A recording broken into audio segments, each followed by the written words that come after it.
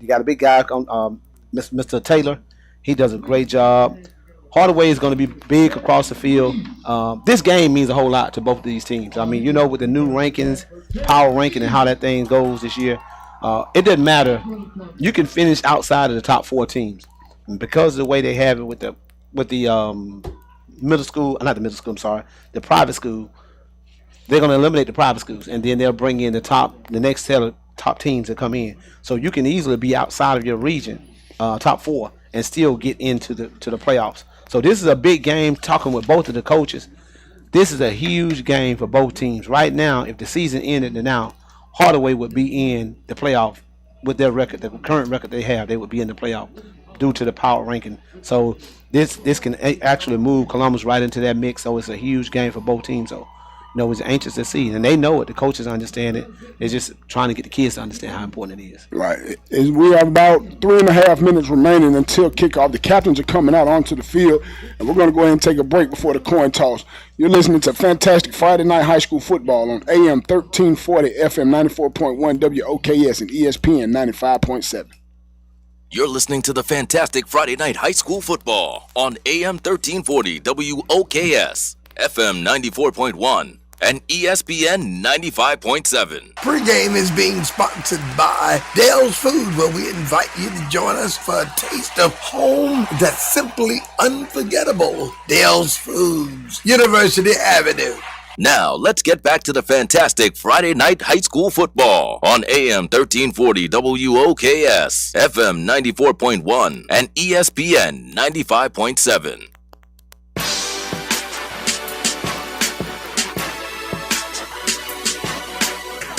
Yes, sir, and we're here back at the brand new Otis Spencer Stadium for the Midtown Showdown. I am your favorite commentator, Ant Merritt, alongside the legendary, the OG, Mr. Mike Woods. Mike, we are 2 minutes away from kickoff. What are you looking forward to, and what are your expectations for tonight? Looking for a great contest because of the rivalry. No matter what the record is, and both of these teams have not gotten off to a great start, but rivals, it doesn't matter. It doesn't matter. You, just like you said, some of these kids go to middle school together. They live within 5 miles from each other.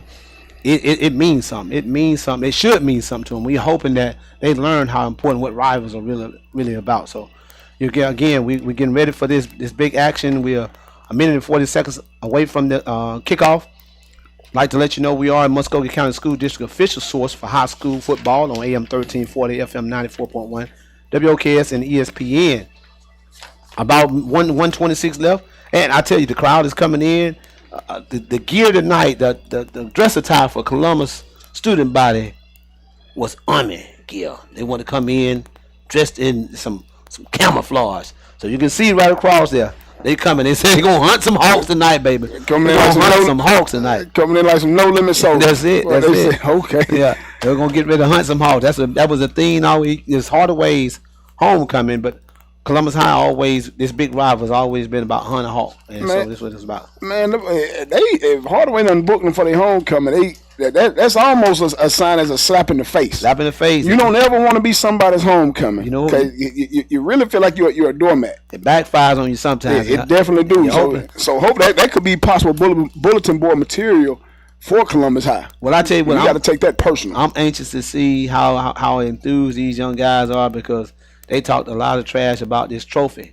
This is a beautiful trophy that they're giving out. They're going to be presenting to the winning team tonight. So again, both teams have claimed it. We'll see who take it home with them tonight. Yeah, man. So who is your favorite? Who do you like to win? Don't be biased because it's your alma mater now. Columbus High. Okay, out the gate. Columbus High. Yeah, man. I'm probably gonna go with the home team, Hardaway, just because the size and the speed, and I feel like that difference is gonna be in them trenches. This is our first time really getting to see both of these teams in action. So really we're both picking blind, but just looking at them warm up and the size that they had, I'm gonna have to go with Hardaway. Hardaway coming out in the red top with the black bottoms with the gold helmet, and then Columbus High, they had the white top, blue bottoms, and the blue helmet.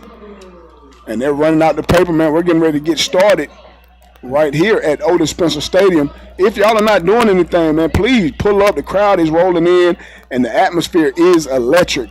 And it's a beautiful night for football, Mike. Exactly. If you can't make it here, tune in, listen to us on radio, and also you can look at the live stream by Money Boy TV.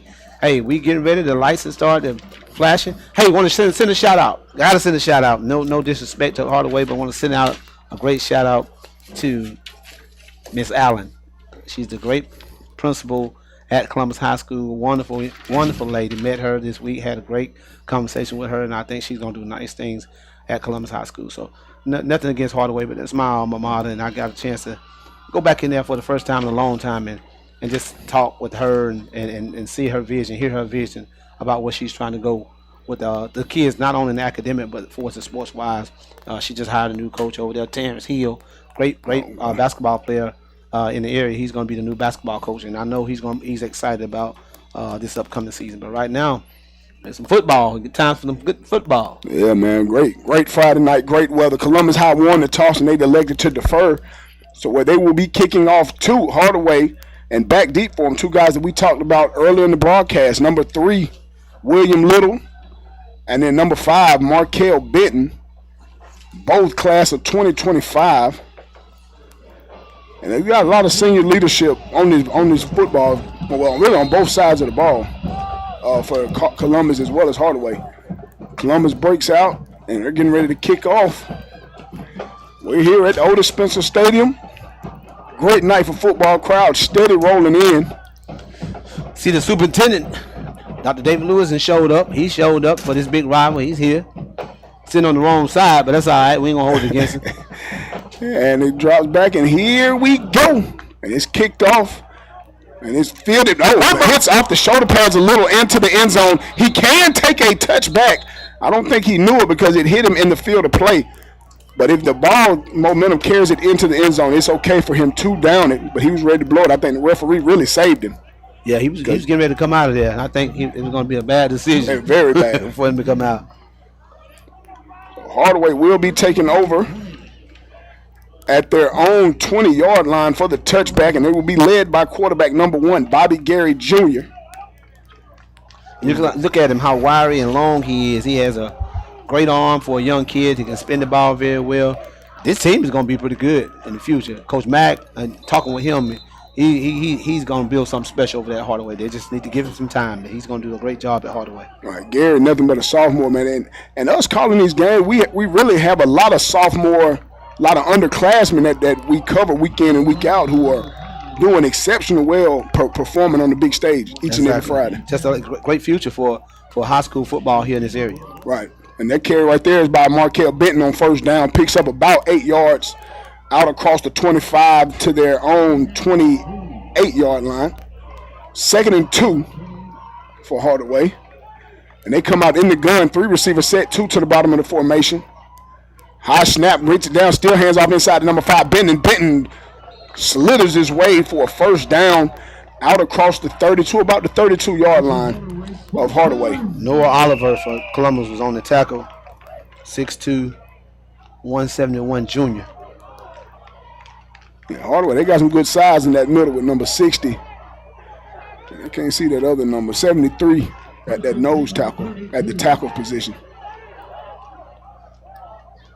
Columbus High comes out in the 4-3 defense. Hardaway in the gun, pistol formation.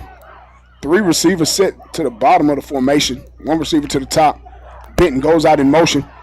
And Gary hits him in the fat. Oh, great field tackle by number 7. Number 7, Joel, how do you pronounce his name? Forger. I'll just say it, Joel Forger. He's a strong safety. Number 7, junior, 6'1", 172. Came up with a big tackle for a loss. Great open field tackle. He just one-on-one in space, and boy, Benton just could not get around him.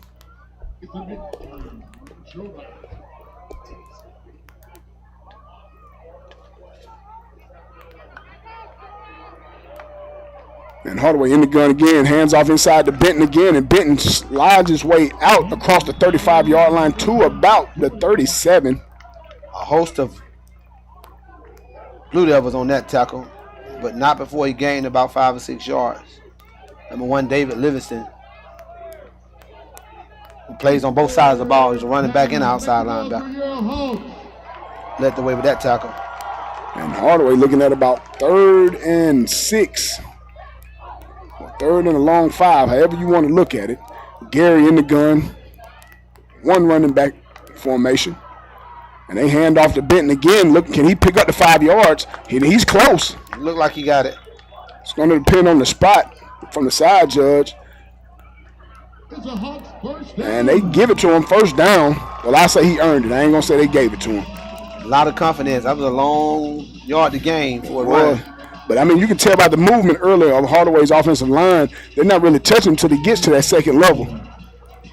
So Hardaway has to figure out a way to get up them blocks on that interior. Columbus still in the 4-3 defense. Hardaway comes out in that pistol formation. 3 receiver set. Handoff again to Benton. That's going to be the workhorse. Big stop this time. And that's that man. That's that man. Mr. Tim Rogers. Coming up, making a big tackle. And he's leading the way for them boys. And when I tell you, the kid was calm, collective, but you can tell the swag he had about him and the confidence he had in his game. So he said it definitely was going to be a battle tonight, and it wasn't going to be easy. Yeah, I mean, that's what you want. You want to be battle tested this deep into the year. Hardaway comes out in the gun, 4 receiver set, 2 at the top, 2 at the bottom of the formation.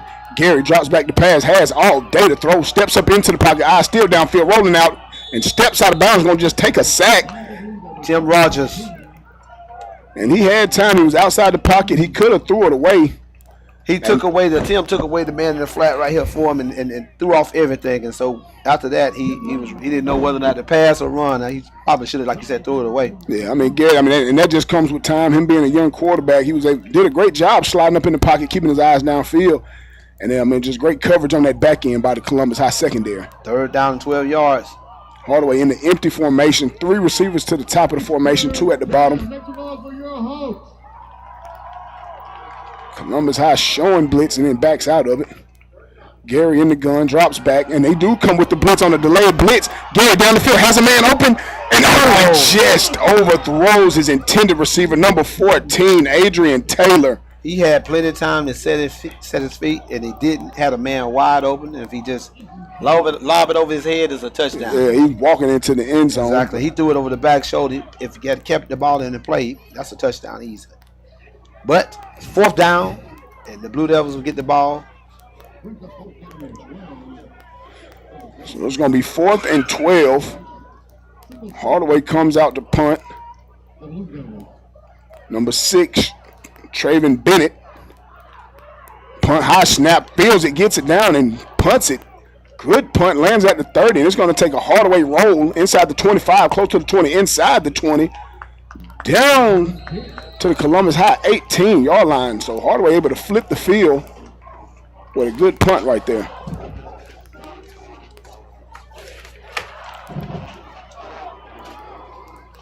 Columbus was able to do what they needed to do on the first drive. They was able to do what they did in the first drive, so all they got to do is see what they can do now. See, can they get some, move the chain, move the ball down, starting deep in their own territory.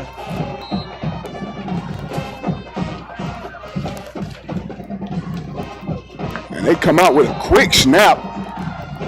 Picks up about 2 yards.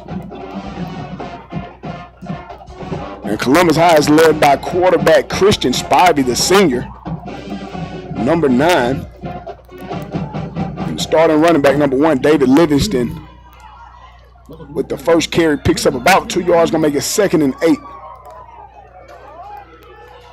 for Columbus High. And the play's blown dead, and boy, he is still slung down late after the whistle. And boy, he landed awkward on that shoulder. They came out of that Wildcat that time with number 10, the backup quarterback, Andrew Smith. Penalty on the defense, 5-yard penalty, still 2nd down. I'll tell you what, Hardaway was very aggressive on that one. Columbus trying to catch him off guard by going quick. But they didn't fool anybody. Luckily, the referee caught a foul on the penalty on Hardaway. We got 2nd down and about 3 yards to go. Hit him for about a 5-yard penalty. And Hardaway comes out with the quick motor huddle. And a quick snap. Smith cannot handle it. And the ball is loose. Waiting on a signal, and they say Hardaway got it, like going to be for a no gain. Columbus has it. Columbus still has the ball. So it's going to be 3rd down for Hardaway. Trying to get a little too fancy right there on that. Good 2nd down, short yardage, and you have a play with no gain. Now it forces you to. 3rd down. Make some noise for your Blue Devils. Hardaway comes out again with the quick huddle. Same Snap thing. high, but brings it down. Jet sweep to number 13. Short of the 1st down. Grant Garinger on the speed sweep gets close to a 1st down, but about a yard short. We always talk about field possession, and this is where it goes into play for Hardaway. You know, Columbus couldn't get a 1st down.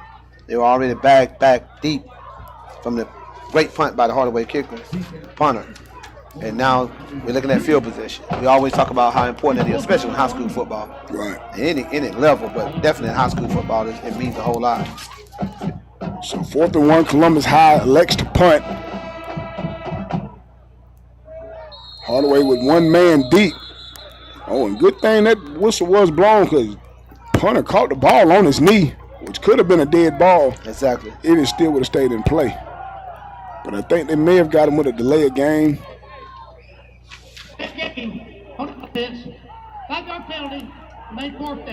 That's not good. So they're going to lose a little real estate. Yeah, and it's making it even tougher for them. With this Hardaway team going to have great field position.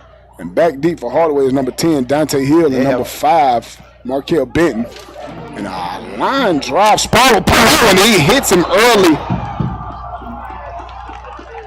Ball continues to roll, and the pink flags come out.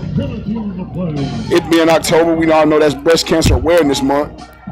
Shout out to all survivors and everybody that's battling cancer right now, man. Our prayers are up with you.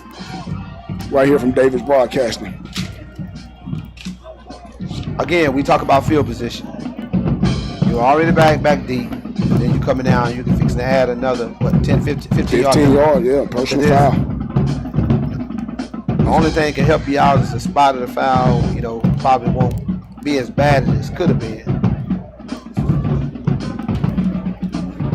All right, man, while we get ready to sort the flags out, we're going to take a quick break. You're listening to Fantastic Friday Night High School Football on AM 1340, FM 94.1, WOKS, and ESPN 95.7. You're listening to the Fantastic Friday Night High School Football on AM 1340, WOKS, FM 94.1, and ESPN 95.7. Get ready for the next installment of Fantastic Friday Night High School Football. It all goes down Friday, October 18th. The Columbus Blue Devils versus the Kendrick High Cherokees. Catch all the play-by-play action on ESPN 95.7 FM and WOKS 1340 AM and 94.1 FM. Your home for Fantastic Friday Night High School Football. It's the Columbus Blue Devils versus the Kendrick Cherokees. Tune in at 6:45 p.m. for the pregame, and the game starts at 7 p.m. Fantastic Friday Night High School Football is brought to you by Dale's Food.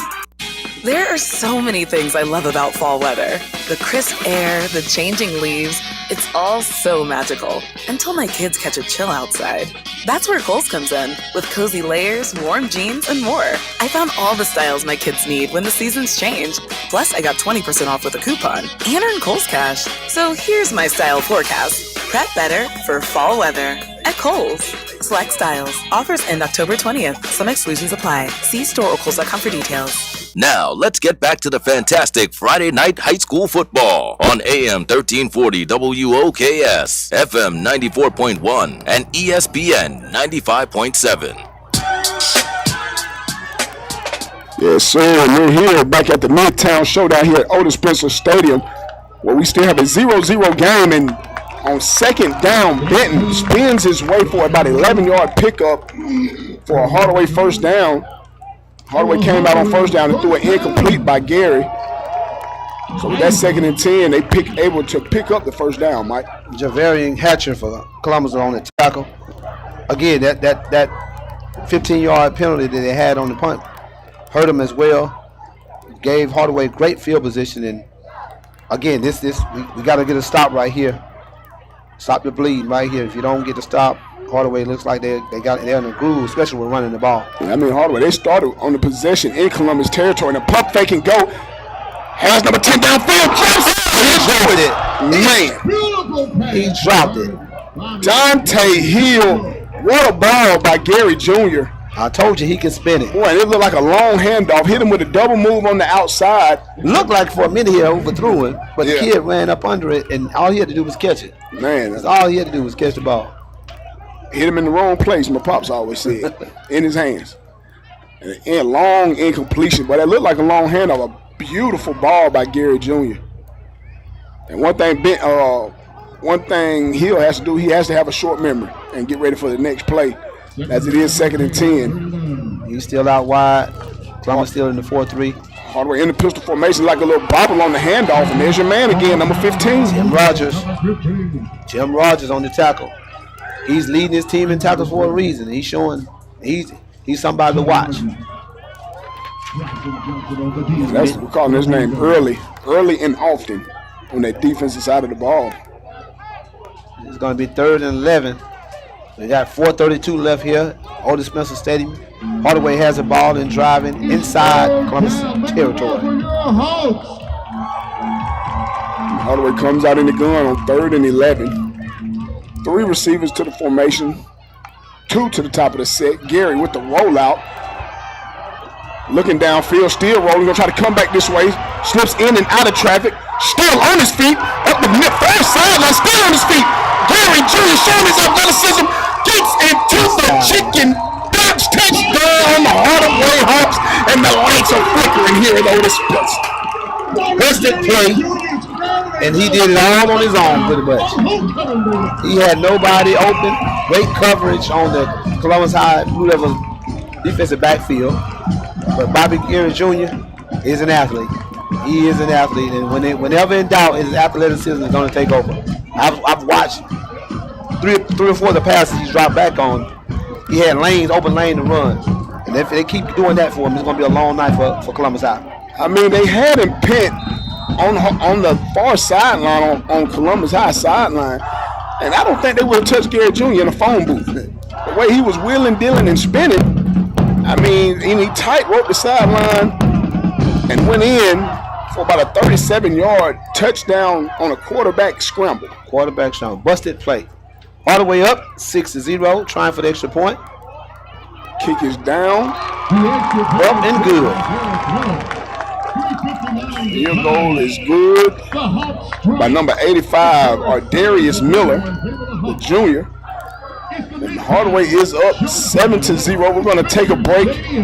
Hardaway up 7-0 here at the Midtown Showdown. You're listening to fantastic Friday night high school football on AM 1340, FM 94.1, WOKS, and ESPN 95.7. You're listening to the fantastic Friday night high school football on AM 1340, WOKS, FM 94.1, and ESPN 95.7. It's the dawning of a new age in Tuscaloosa. I understand what Alabama football is all about. Roll time. Join the Crimson Tide as the Kalen DuBois era begins. Touchdown! Join us Saturday as the Crimson Tide take on South Carolina in an SEC showdown in Tuscaloosa. Our coverage begins at 8 a.m. on your home for Alabama football. Listen to Alabama Crimson Tide football on ESPN 95.7. Home ownership. At Progressive, we know it's part of the American dream. It's sea to shining sea and water damage as far as the eye can see. It's America. It's freshly mowed grass and a fence that was freshly vandalized by a pack of unruly teens. It's America. It's also round-the-clock protection when you bundle your home and auto with Progressive, which can help keep the American dream of home ownership alive and kicking. Get a quote at Progressive.com. Progressive Casualty Insurance Company, affiliates, and other insurers. Not available in all states. Now, let's get back to the fantastic Friday night high school football on AM 1340 WOKS, FM 94.1, and ESPN 95.7.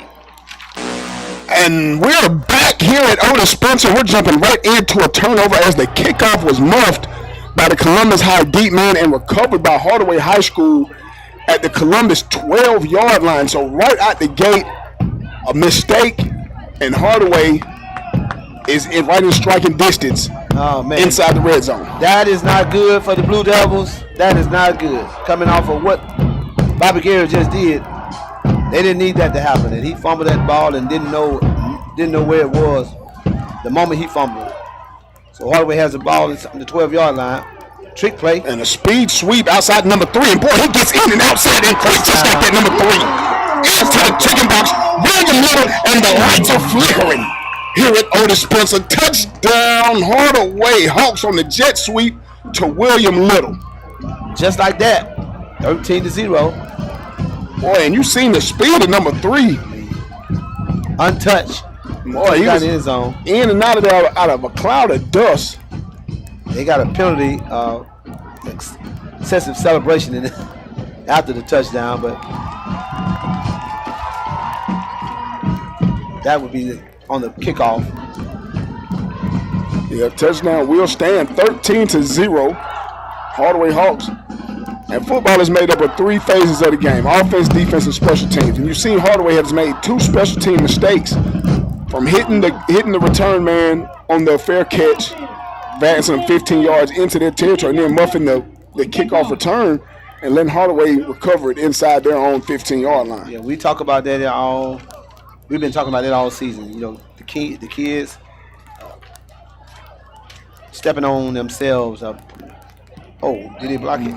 Miller is good. But we've been talking about it all year. With the kids, your penalties. You can't beat yourself with penalties. You dig a hole for yourself when you start having the other team start off with only 12 yards to go and score a touchdown. So again, that's not good. Now they're dug a big hole for themselves, and the Hardaway Hawks leading 14-0 with 3:47 left, and what they call this the Midtown Showdown. Right here at Otis Spencer Stadium in Hardaway. Now they're feeling it. They got the band into it. The crowd is into it. They're going to try to take this momentum. 3:47 remaining here in the first quarter. That's all you need. You know, you need these young kids. They thrive off energy. And now they're jumping around like it's nothing. So Columbus High has to get something going right here to stop the bleeding. But get their fans involved with this game. My bad, Mike. Columbus should come out with good field position as that 15-yard unsportsmanlike celebration backs Hardaway up and has them kicking from their 25-yard line. So that bumps everything, all the return men up another 15 yards. Return men are deep at the 30-yard line. Got to take advantage of it. While they're lining up to kick, once again, we'd like to let you know we are a Muskogee County School District official source for high school football on AM 1340, FM 94.1, and WOKS ESPN 95.7. Hardaway set the kickoff. Miller doing on the kicking duties. And the kick, and it's going to be angled. Smith feels it at the 30-yard line. Inside, outside. He can get back onto the wall, but cannot do it as he is smacked down by number 29 for Hardaway, Jalen Bowers, freshman. Boy, he came up and put his nose in there for some action. That's what you need to do.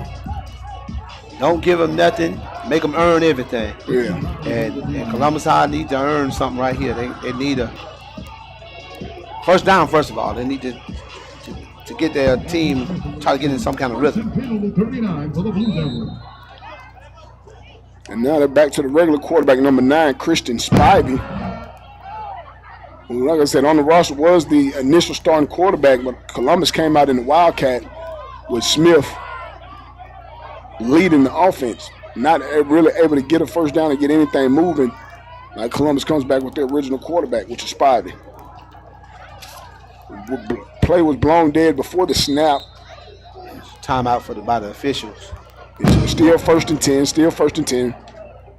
Columbus ball at their own 39-yard line. Good field position. Just got to make something happen right here. Yeah, see, they put a drive together. Columbus High in the wing tee, and they pull us over. Oh, boy, and Hardaway squeezes down. Nowhere to go.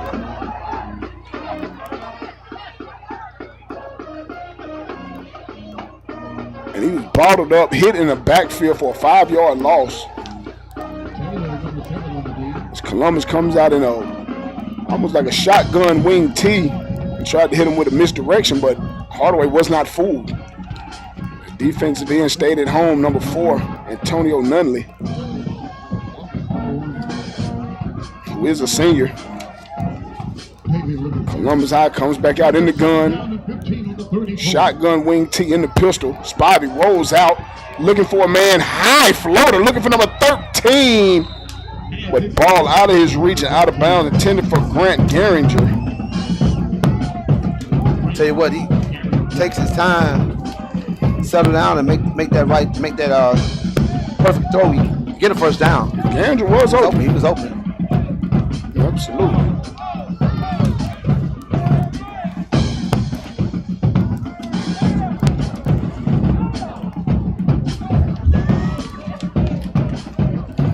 Third down at about 16 almost.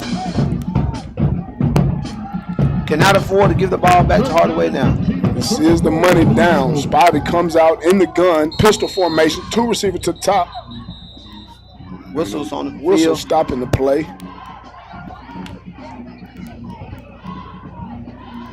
See if we can get what the penalty was, if there was one.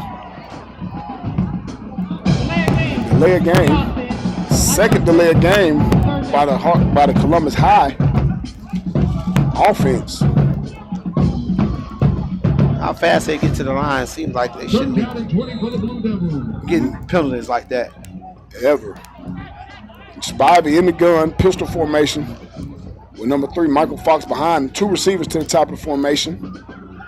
Spivey drops back. And the receiver slips down. He chose the wrong receiver. Intended for number 4 and Yankmade Marcus. And strong safety for Hardaway bit on the short pass and left one wide open. If he fakes the pass out there and look up, one is wide open for the touchdown.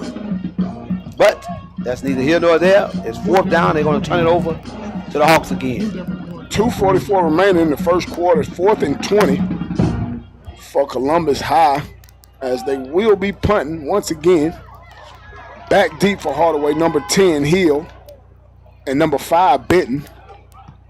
Last punt, another high spiraling punt, deep. And Hardaway don't have any punch up. This a roller down inside the 5 for the 4. Dies. Great punt. Just completely dies at the 4-yard line and hit at about the 8. Took 2 hops and died at the 4. Great punt. Oh. Now this could be something big for Columbus. If they can get a stop right here, the field position changes. So field position changes for them if they can get a stop. Absolutely. Hardaway wants to try to Columbus. Wants to try to keep Hardaway pinned down right here in the shadow of their own goalpost. Hardaway's been able to run the ball with ease. Markel Benton's been doing a great job running the ball. So first of all, they got to stop the run. I know Gary's a threat with throwing the ball, but I don't think they're going to put him in that situation this far back in their own territory. I mean, with Gary's first touchdown run, he's a threat to run it as well. Yep, absolutely. So that option is always open. Hardaway in the pistol formation, hand off to Benton, and Benton slides his way out across the 5 up to about his own 8-yard line. And some good breathing room. Yeah, that's what I'm saying. I think they need to tighten up right here and stop the run, because I didn't feel that it was going to put him in that situation, being up 14-0 to make a pass that deep in their own territory. They need to stop the run. Right. Like I said, Benton's been averaging 3 or 4 yards per carry easily. I mean, he's not getting touched really until he gets to the linebackers, and that speaks volumes to the offensive line. 2nd and 6. Hand off again to Benton. Benton slides through again. Once again, a trip down out across the 20-yard line to his own 21. Down by contact. Ref is going to rule him down right at the 20. Javarian Hatcher. Touchdown saving saved a big touchdown run right there. Number 11 for Columbus. Benton breaks that tackle. Boy, he is off to see the Wizard for about a 90-plus yarder. But again, Columbus like he was in perfect defensive position and didn't touch him. Right. Didn't touch him. He broke the first line of defense and he was gone. If Hatcher don't tackle him and say that was a touchdown, another touchdown. Gary Jr. comes out in the gun once again. 2 receivers, sends a man in motion. And a speed sweep to number 81. Slips inside, back outside, bang, down. Speed sweep to number 81, Jameer Brown, the freshman. And Hardaway trying to get some of the younger guys in to get acclimated. Andrew Furtick was on the tackle right there for Columbus. But he still picked up almost 4 yards on that carry. Second down and 6 on the 24. The Hawks on the move. And Gary in the gun. Grant the single back next to him, and Gary gonna keep it, trying to get outside. Oh, and Gary runs over a man and brought down after about a 5-yard pickup. It's gonna be 3rd and a long 2 for Hardaway. Columbus need this stop. You got 29 seconds left in the first quarter, and they're down 14-0. They need to stop bad. We're going to see Hardaway, or they going to try to just take it into the quarter. The game clock and play clock are about simultaneous. They're going to go ahead and run a play just to be safe. And inside handoff to Benton. Benton spins his way for a first down. That will take us to the end of the first quarter. With Hardaway up 14-0. And Columbus High has no answer for Benton running the ball. Benton, I mean, he's just gashing them right now. He's gashing them right to the left. They have absolutely no answer for him. So we're going to take a quick break here at the end of the first quarter while Hardaway leads 14-0. You're listening to Fantastic Friday Night High School Football on AM 1340, FM 94.1, WOKS, and ESPN 95.7.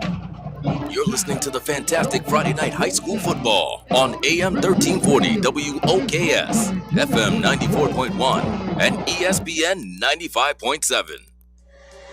It's the dawning of a new age in Tuscaloosa. I understand what Alabama football is all about. Roll time. Join the Crimson Tide as the Kalen DuBois era begins. Touchdown! Join us Saturday as the Crimson Tide take on South Carolina in an SEC showdown in Tuscaloosa. Our coverage begins at 8 a.m. on your home for Alabama football. Listen to Alabama Crimson Tide football on ESPN 95.7. Attention all ESPN and AM 1340, FM 94.1, WOKS Heritage listeners. Whether you're tuned in for the play-by-play or just listening for your favorite high school player name to be called, we invite you to join us at Dale's Food, 3466 University Avenue, for a taste of home that's simply unforgettable. Dale's Food, every meal is a taste of home.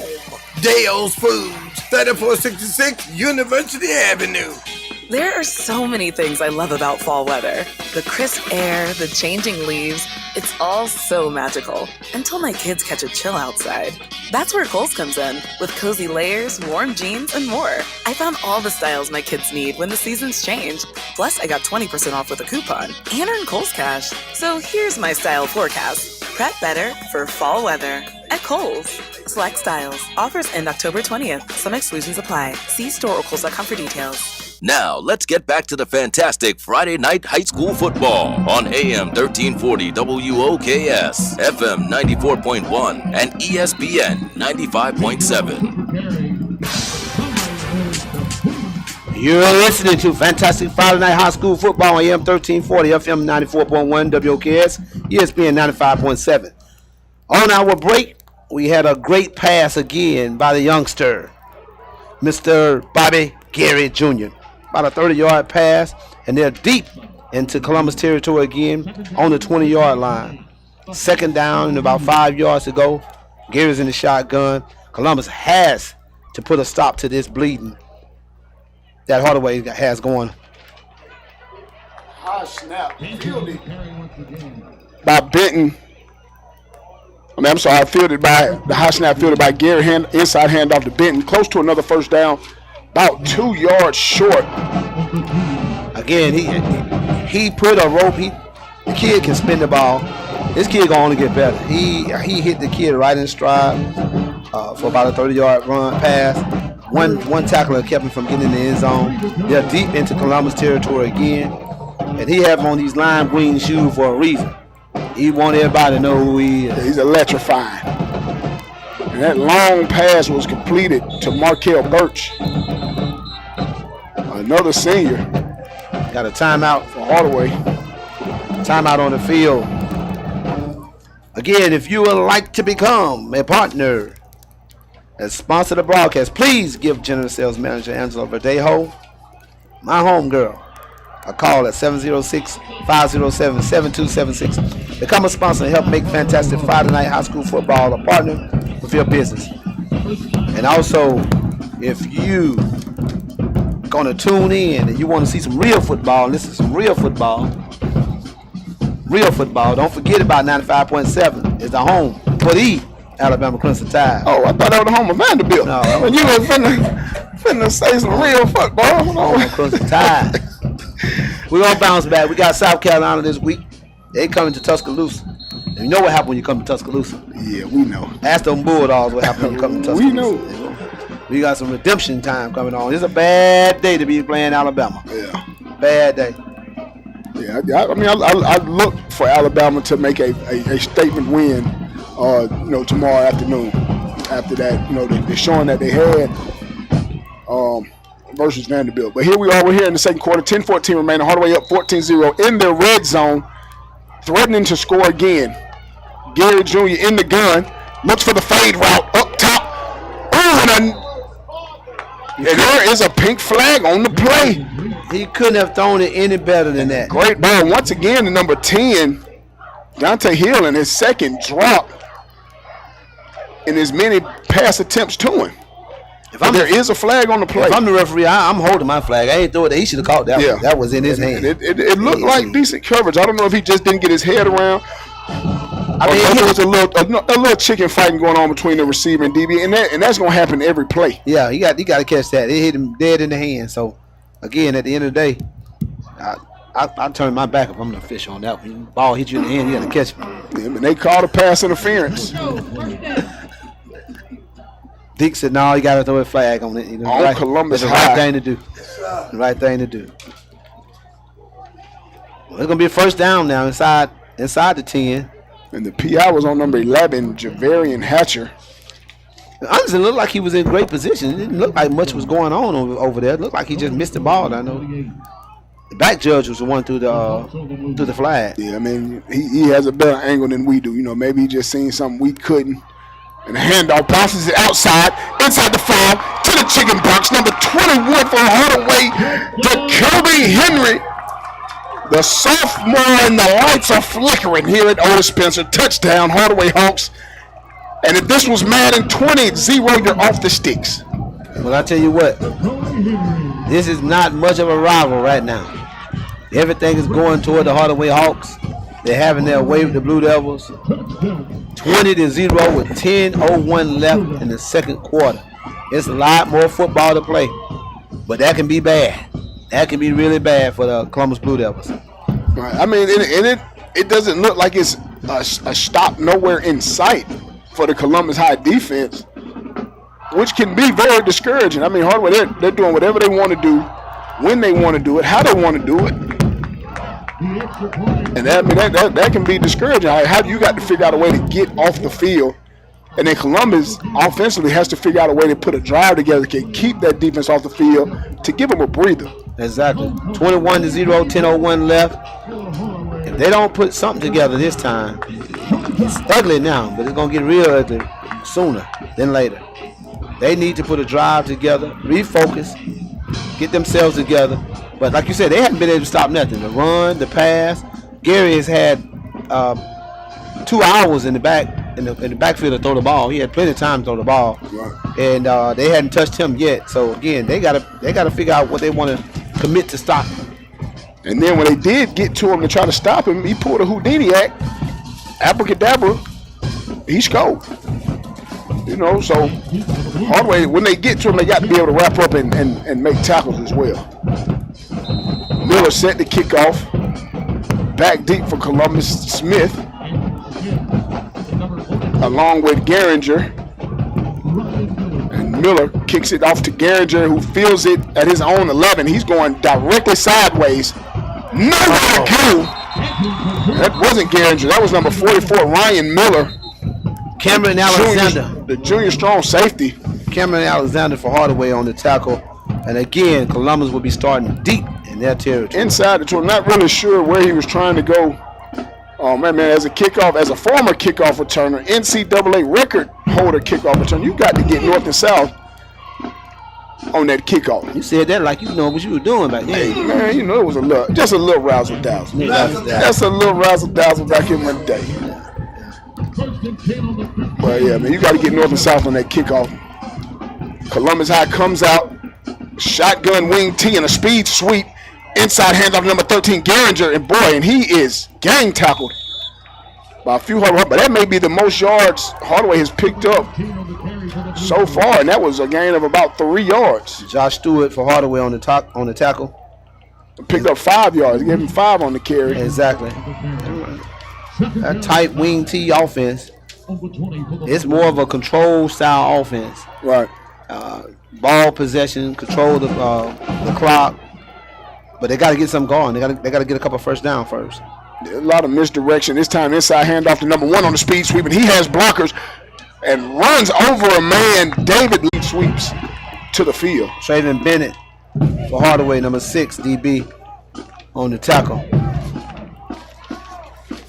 That's the first down for Columbus. Yeah, all day. First down. So let's see, can they continue something.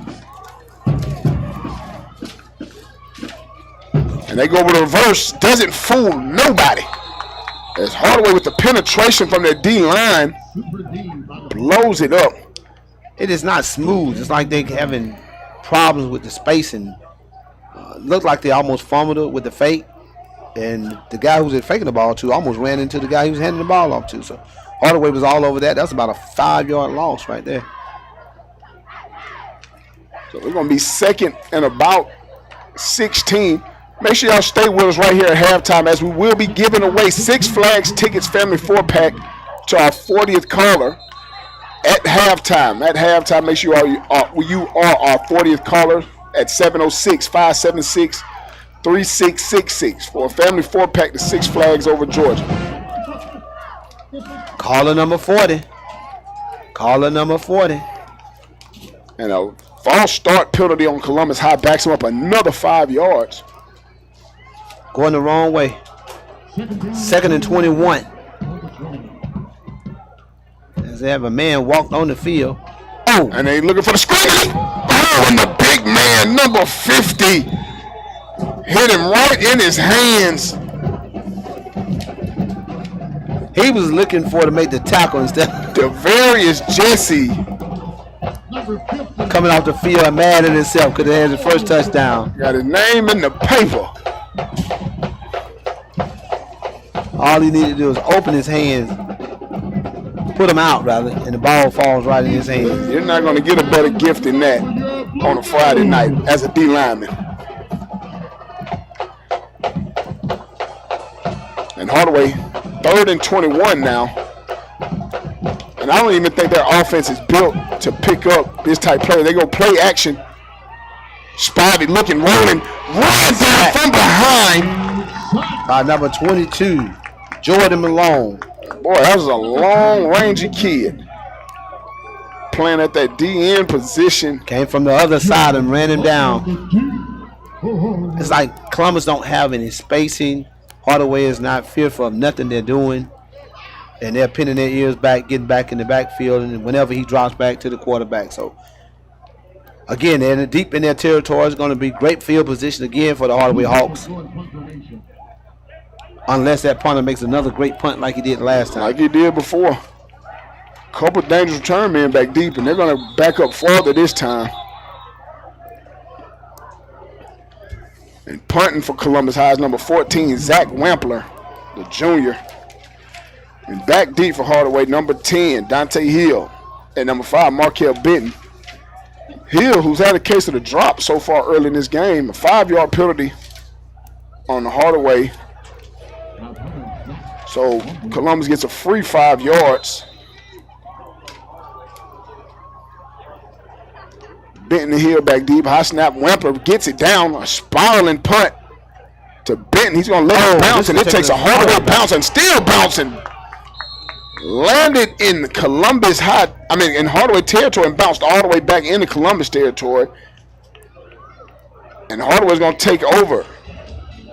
Waiting on the spot at Columbus's 43-yard line. Yeah. So great field position once again. Hatcher saved about 5 more yards. Javarian Hatcher had to run that one down and down it. Columbus High. Could have been worse. Could have been a lot worse. 7 minutes left in the second quarter. Hardaway up 21-0. Columbus High did a lot of talking about it was going to ruin Hardaway's homecoming. But so far, it hadn't happened that way. And Hardaway in the gun. 2 receivers to the bottom of the formation. Gary fakes the handoff to Benton. Looks for the slit. It is a tip ball. And number 2 on the tip makes the catch. Markel Birch, the senior wide receiver. Bryson Johnson for Columbus. If he looks to attack the ball, he probably could have had an interception, but I don't think he knew exactly where the ball was after it was tipped. Yeah. But the Hardaway offensive receiver knew where it was, and he went up to get it. Yeah, Birch doing a great job in traffic to track that ball and high point it. Even while he was getting hit, still made the catch. He took a big hit on that one, too. He did. First down, Hardaway. Pistol formation. Benton goes in motion at the pistol. Looking down the seam to number 14 and laid out. I tell you what. Adrian Taylor, but just overthrew him. This kid has proved that he can throw the ball pretty good. He's put it only where his receiver can catch it. Now, that would have been a tough catch. But again, it touched his hands, and it was just probably inches away from being another touchdown. Yeah.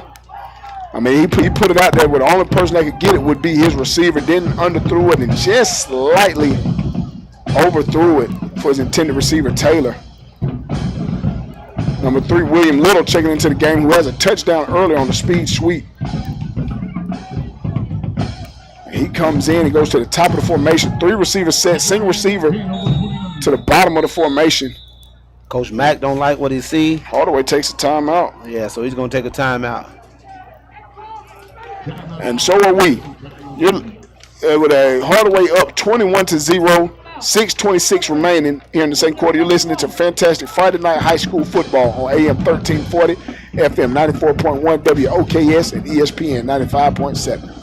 You're listening to the fantastic Friday night high school football on AM 1340, WOKS, FM 94.1, and ESPN 95.7. Tommy! I can't wait for golf this weekend, huh, buddy? Time flies. Love you, man. Oh, don't forget your knee brace again. We aren't in college anymore. Moments together matter, so help protect yourself from RSV.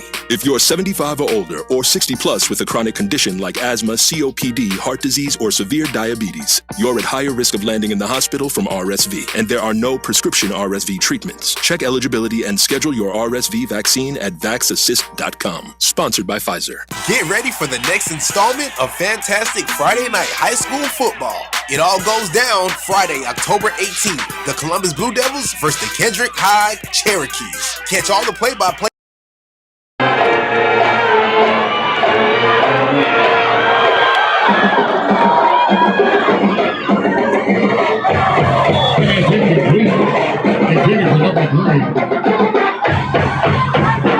William Little.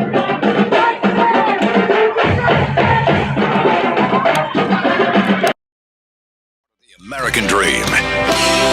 It's sea to shining sea, and water damage as far as the eye can see. It's America! It's freshly mowed grass and a fence that was freshly vandalized by a pack of unruly teens. It's America! It's also round-the-clock protection when you bundle your home and auto with Progressive, which can help keep the American dream of homeownership alive and kicking.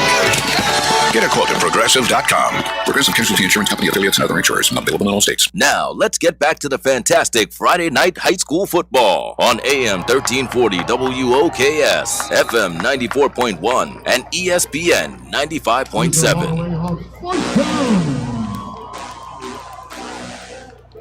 Yes, sir. And we're here back at the world famous Otis Spencer Stadium for the Midtown Showdown with Hardaway Hawks up 21-0 over the Columbus High Blue Devils. I am your favorite commentator's favorite commentator, Ant Merritt, alongside the legendary, the OG, Mr. Mike Woods. Hardaway driving once again inside the red zone. Through receiver set to the top of the formation. High snap. Gary brings it down. Fire getting wide open. Nobody touches him. Into the chicken box one more time and watch these lights get to flickering here at Otis Spencer Stadium. But this was two-hand touch. They wouldn't have got it. I'm telling you, man, this guy is running the ball, and we got to give credit to the offensive line. We're talking about Bobby Gary and Benton, but that offensive line is doing a great job because they have not touched him. He ran to the end zone clean, untouched. Untouched. And that's a 27-0 favor of the Hardaway Hawks. 5:51 remaining here in the second quarter. Boy, and this has the potential to get real ugly. It ain't got ugly. It can get uglier, but they don't seem like they have an answer. Is it a mercy rule? And an extra point is blocked by number 15. That's the man making all the plays on defense. Tim Rogers doing it, but he can't do it by himself. Somebody else got to step up. I tell people, man, football is the ultimate team game. 1 weak link, it can all go awry for you in a hurry. It looks like we got a lot of weak links out there right now for the Blue Devils. 27-0 in favor of Hardaway. 5:51 left. We are Muscogee County School District official source for high school football. AM 1340, FM 94.1 WOKS ESPN. We're gonna give away 2 sets, not one, but 2 sets of 4-pack tickets to Six Flags. Call 706-576-3666. You got 5 minutes and 51 seconds left before halftime. Make that phone call. You got a chance to win 2 times.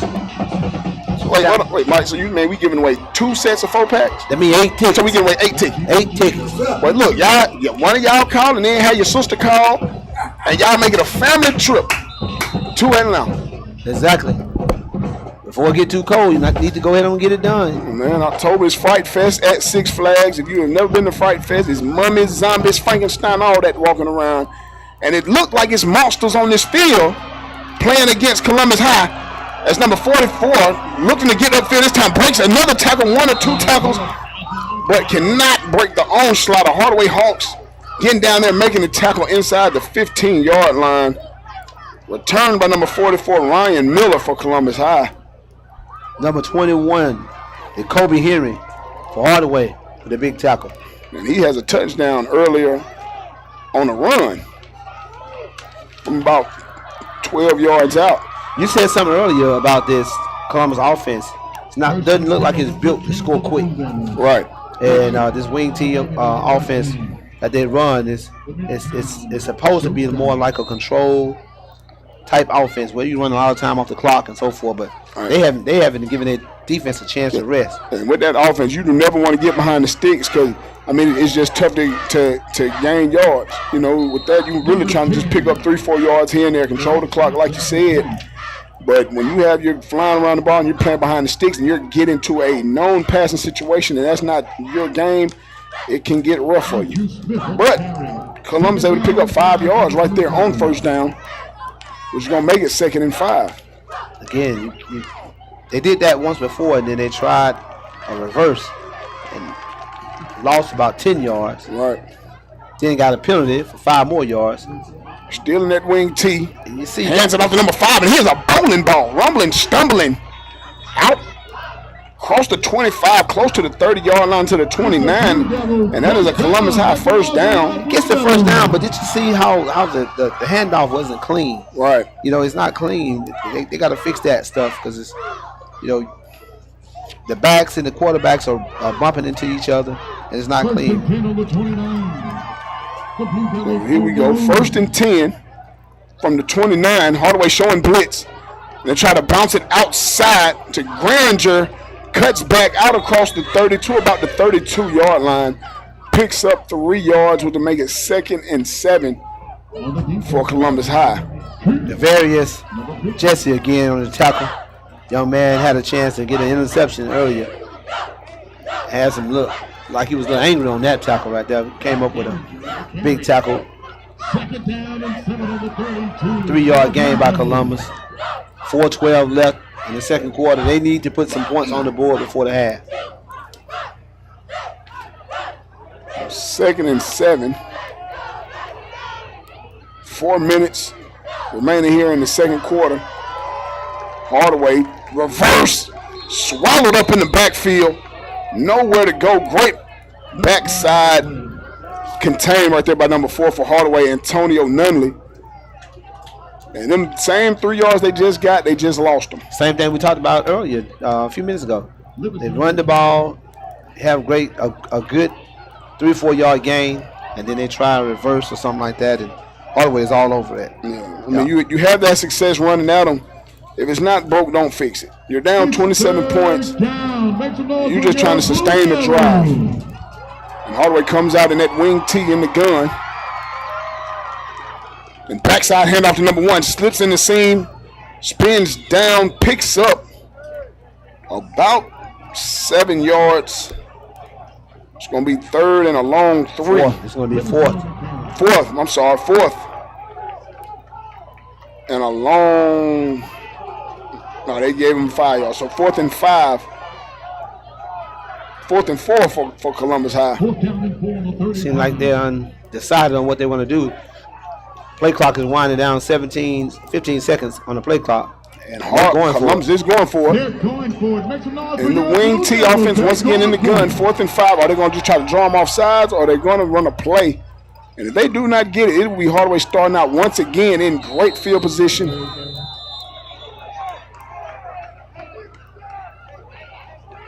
And whistle. Dead ball. Just get the call from the white hat. I don't see a flag, so maybe they got the timeout. Delay a game. And the way their punter's been punting the ball, maybe they just want to do that, try to draw them off sides and elect the punt. Because if you were second guessing that 4th and 5, ain't no way you finna go for it on 4th and 9. He's sending out. And out comes the punt team. Zach. And he's really been their best weapon. Yes. On the day. I mean, he has punted the ball high, far, and has really flipped the field even when they had potential to have great field position. I mean, he'll get a punt off so good, it'll back Hardaway up, and they're not trying to field it. They're not used to the high punts. And this time, it is fielded. Number 5 makes a move out across the 45-yard line by Markel Benton. Gets to maybe about the 46, where Hardaway will take over. Excellent field position once again. 1:57 left in the second quarter. Hardaway up on their homecoming, 27-0. Columbus must get a stop. And again, y'all, we got a minute 57 seconds left. Caller number 40.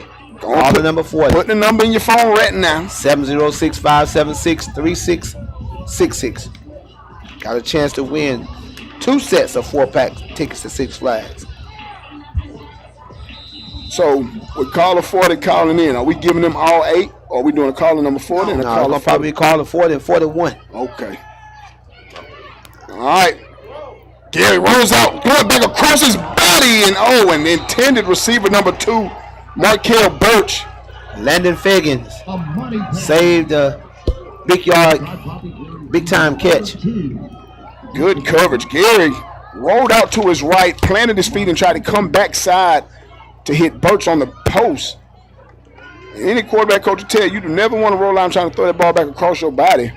But Gary shows you the strength that he has and the accuracy. It was a good ball. Just a better play by number 24 for Columbus. Second down, clock stop, 1:49. Gary Jr. keeps it. Oh, boy, no blocking on that perimeter. Great play. Now, Columbus call a timeout and try to get some. This is 3rd down and about 10 or 11 yards. They're allowing the clock to continue to run.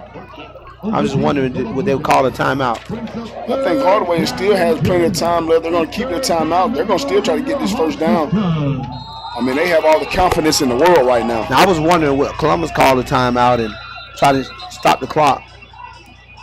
Now they just called a timeout. They allow about 20 seconds to run off the clock. I thought they should have called a timeout. Time they got that stop. Yeah, if they were trying to score. Yeah, but you let 30 seconds go off the clock. Right, yeah. It wasn't no point in burning that timeout. Yeah, you're absolutely right. Yeah. You got 1 minute and 18 seconds left. We are Muskogee County School District's official source for high school football on AM 1340, FM 94.1, WOKS, and ESPN 95.7. And if you want to become a partner and sponsor the broadcast, please give General Sales Manager Angela Verdejo a call at 706-507-7276. Become a sponsor and help make fantastic Friday night high school football a partner with your business. Also, we'd like to welcome and send a shout out again to Money Boy TV. Yes, sir. Joined us a couple weeks ago, partnered up. We're welcoming Ed. He's live streaming the game. You want to see the game live stream? Tune in to Money Boy TV. Great partnership with us here at Davis Broadcasting. So not only you can hear it, you can see it. Here we go. 1 minute 18 remaining. 3rd and 10 for Hardaway. Come out in that pistol formation. 3 receivers to the bottom of the formation. Hill solo dolo at the top. This is big for Columbus.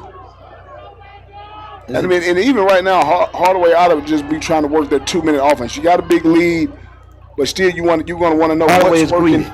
They going for the juggler. Get it downfield, boy. He steps into it.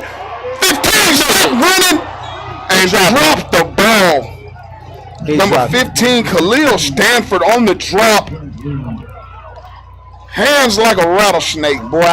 This Hardaway receiving core. I bet you what, Coach Mack is going to have some catching drills come Monday or Tuesday, because these receivers have dropped at least 4 balls. 4 good balls. That's one thing. As a quarterback, you at some point your receivers are going to have to help you out, and they're getting behind the secondary. They have the speed. Yeah. The great thing about it, they up 27-0 because dropping passes like that, and it's a close ball game. That could be problems. Man, and a sky high punt. Number 6 out of his mouth, and Hardaway recovers it. Hardaway recovers it inside the 20-yard line, and once again, the special teams for Columbus High. It's a turnover. It's Hawks ball. Like a rabid raccoon, just jumps up and just keeps biting them. You know how you say somebody just turned your back on you? It seems like the ball is just turning its back on the Blue Devils. On the special team side of the ball, man, you think you get a break, you're finna get out of the half, and you just you just feeling generous here on a Friday night here in Otis Bend. You just handing out gifts inside the red zone. And just like we said, if they only have 59 seconds, that timeout, it could help them now. The late timeout, because just imagine if they had to call a timeout and this happened. That gives Hardaway about 1 minute and about 30 seconds left, but they only have 59 seconds to put some more points on the board. Hopefully, Columbus High can get a stop. They can go in here only 27 points down. And Hardaway is in striking distance inside the 20-yard line. And they go with a double reverse. Number 3, once again. Oh, boy. Ankles are left at the 2-yard line. There is a flag on the play. He's going to get saved by a holding penalty by number 2. Well, in a reverse to William Little, he came to the near sideline. And I'm talking skirt on 2 defenders, but it will be a holding on that perimeter. If he just stay in the way, he walks in his zone. Yeah, because Little boy, he is quick, small, agile. And what I mean by stay in the way, don't do nothing. Just stand there. Yeah, it's like a pick and basketball. Don't do nothing. He was so. That man had no chance of catching him or making that tackle right there. He was going to score that. Little is one of those dynamic kids. I mean, you just get in the way, he'll find a way to make something happen. Ball comes back to almost where it was. Still first down with 51 seconds left. Here you go, 1st and 9. Gary Jr. drops back, has a man on the corner route, missed him, and Gary just all day. Oh, and a great play right there by number 10, Smith. Oh, yes. Roaming around as the free safety. But I tell you, Gary has all day to throw the ball. You said it 3 or 4 times on that one play. All day. he had all day to throw that ball. He could have ran it if he wanted to. Yeah, I mean, he had little initially on his initial route to that corner route, and I just think Gary went away from him a little too quick. They still have 40 seconds left. And still 2nd and 9. So Hardaway can get a first down at the 8-yard line. Gary Jr. drops back across the middle, and high ball intended for number 10, Dante Hill. Too much on it. Too much on it. He had some on that one. Yeah, a whole lot of everything. Ketchup, mustard, relish. I think Columbus going to have to come up with some other kind of defensive scheme to put pressure on him. Yeah, I mean, if you sit back and give him time, he is going to pick you apart. And being a sophomore, you want to make him uncomfortable. Right. Want to make him uncomfortable. He just sitting back, let him have his way right now. 3rd and 9, 35 seconds remaining, 27-0 lead for Hardaway. Inside the Columbus red zone. Got some pressure on him. Can they make the tackle? He's done this one time before. Flag on the play. Gary Jr. out across the 15-yard line. You got another penalty on the Hawks. It's going to be a hold. Now, if you're Columbus High, do you accept the penalty or do you decline? You decline, you're looking at 4th and about 7 or 6. I'm pushing it back. I don't care. You want to give him another down? We'll give him another down. Don't matter. They're going to go for it anyway. So you are absolutely right. Touche, Mike. Touche. And a block in the back, 15-yard penalty. They're going to accept the penalty, back them up 15 yards. So that backs them up outside the 25-yard line. And plus, if they decide to kick a field goal, this probably might be out of field goal. Yeah, a little longer. Yeah. But if I'm Hardaway, I'm just trying to find a play to pick up at least half of it, make it a manageable 4th down attempt if that's what I want to do. Benton goes in motion. Oh, Harry Jr. Houdini cannot spins out of it, looking downfield. What away? Patrick Mahomes ass to number 81. Oh my goodness! First down inside the 5-yard line. Number 81, Jamel Brown, the freshman. What a play by Gary Jr. Baby Mahomes. I'm telling you, I thought he was going to run out of bounds. Like, that was a bad play by sophomore. And threw it off his awkward across his body.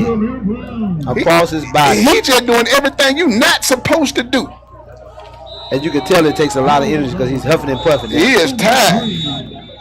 My mama always said, well, a hard head make a soft behind. He going to keep gambling and he going to keep winning. Hey, if you had that much time to throw the ball, you got a 27-point lead. Everything is going his way. He could be perfect tonight if the guys just catch the ball. Yeah. He had about 4 or 5 drops tonight. This could be I'm looking at, I would like to see the stat line. He probably have over 200, could have over 200 yards easily if they catch the ball. Yeah, man. He got 6 seconds to go. Play. If y'all are listening to us and also watching that on Money Bag TV, you on Money Boy TV, man, you know exactly what we were talking about.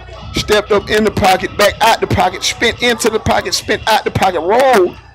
But my problem is there's nothing else going on in Columbus, Georgia today. And you have a talented young guy like this who can easily possibly be a big-time college recruit. And you see him grow right before our eyes, and you're missing out on it. This kid's put on the show tonight. Bobby Gary Jr. put on the show tonight, man. He's doing a great job, and if you saw the swag that he had on the media day, and he talked about how confident he was, and then you talking to Coach Mack. Coach Mack, he said, Coach, we're gonna throw him in the fire. We throw him in the fire, and again, they have a lot of confidence in this young man. Yeah, they go in the gun, and Gary whops into the end zone. Touchdown. You would think he was just walking on Panama City Beach the way he just strode into the end zone. And the lights flicker here at Otis Spencer. Untouched. Again, this has gotten ugly really quick, and I know Columbus is so glad they only have 2 seconds left. So they got to figure out a way to go in there and regroup. This make you want to get on the bus. Don't even go in the locker room. Just get on the bus and go home. Chalk this one up. This gonna get really ugly if they don't make some halftime adjustments. The way Bobby Gary Jr. is playing tonight, it might be a 60 piece. It could be, and the problem is that Hardaway offense just isn't built to score quick. Exactly. We got 34-0, 2 seconds left before the halftime. Again, we're getting ready for our halftime giveaway. Caller number 40, 706-576-3666. Call us so you can get these Six Flags tickets. You got a chance to win 2 family 4-packs. Once again, that number 706-576-3666. We are here at Otis Spencer Stadium. The Columbus High student section has been standing up, pole thing. They done wasted that good fatigue. All them went out there and bought all that hunting gear, and they ain't heard nothing. They ain't heard nothing tonight. Hardaway said they was going to take that trophy home tonight. Once again, it's a beautiful trophy that they had purchased for this rival, and Hardaway is on their way to having it for 364 days or whatever it is going to be before they play again. I mean, but one thing about football, man, it is a 4-quarter game. You know, you don't want to come out and just try to get it all back in one play. You know, you're going to have to chop at the wood just to see it. Number 44 feels it inside his 10, and he's coming out. Bro, he got clotheslined by the Rock. Oh, this number 6 for Hardaway, Traven. No, wait, that's 8. That's Cameron Alexander for Hardaway. Oh, my bad, number 8. Boy, he came down with reckless abandon. But it's going to be a flag. They're going to have one play. Well, you know you can't really hit them too hard no more. Yeah. And that wasn't helmet to helmet. They just called it. They called helmet to helmet. It was literally a Steiner line. The Steiner brother clothesline. But Columbus is so in a hurry to get to the locker room, they don't realize they got one more play. Columbus said, we gone. We'll get it on the back end. They got to bring the offense back on the field for one play. I'm talking about Columbus did a full sprint to the locker room. They just trying to hurry up and get out of Dodge and get in there and regroup. But man, what a hit by Cameron Alexander. A big time hit. He was celebrating. And he's still celebrating. On that one, I mean, he in the crowd, he's just excited. Again, all the excitement in the crowd with that hit. And it was a good turnout over on Hardaway's sideline. Exactly. You know, they're gonna show out because again, they got homecoming for them. So you got to announce their kings and queens and all this stuff. So you know they were gonna have a big turnout tonight. I was expecting more fans and more student body from Columbus High. But you know, at the end of the day, hey, they probably knew what was going to happen. That's why they ain't come out. We're going to have one play. Sorted out, one untimed down. And Columbus High, I'm sure, just going to take a knee. Call the number 40. 706-576-3666. Well, call the 40 and 41. If you want to do it. I don't know what's going to go on back there at the station, but we will have 2 sets of winners. Yeah, we know 40 going to get some. 40's going to get some. Remember, we are Musco County School District official source for high school football on AM 1340, FM 94.1. Columbus High, my bad, Mike. They're running the play. Smith down the field, looking up. Hail Mary. Oh, and it's hit again. Is there a flag on the play? No flag. We're going to go into the half. Somebody lost the lid. And boy, that was number 8 again, Alexander. He is a heat-seeking missile. He is hitting anything moving right here. And that's going to end the first half of football as Hardaway leads 34-0. We're going to take a break and we'll be back giving you halftime analysis. You're listening to fantastic Friday night high school football on AM 1340, FM 94.1, WOKS, and ESPN 95.7. You're listening to the fantastic Friday night high school football on AM 1340, WOKS, FM 94.1, and ESPN 95.7. Halftime is being sponsored by Dell's Food. Craving a hearty breakfast? We've got you covered with homemade biscuits, fluffy omelets, golden pancakes, pork chop and grits, just to name a few. Dell's Food, 3466 University Avenue. Now, let's get back to the fantastic Friday night high school football on AM 1340 WOKS, FM 94.1, and ESPN 95.7.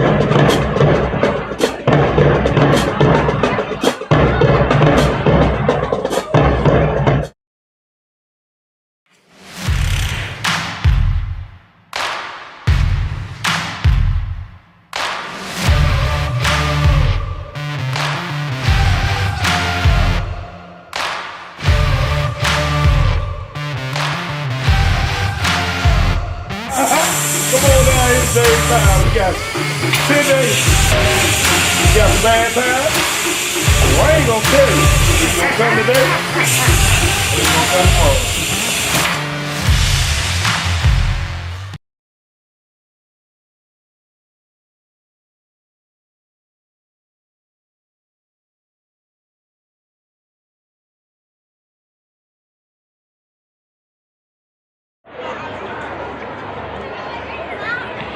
Welcome to Hardaway High School 2024 Homecoming Celebration. After an amazing week full of events under the sea, from Country Club versus Country, White Guys, Teacher-Student Swap, and Gameday, we are thrilled to have you here tonight as we celebrate our school and honor the incredible members of our 2024 Homecoming Corps. This is a special tradition where we recognize the outstanding individuals who represent our school with pride and enthusiasm. Each member of the court was selected by their peers to represent their class. Tonight, we will introduce each member of the court and crown our 2024 Homecoming Queen.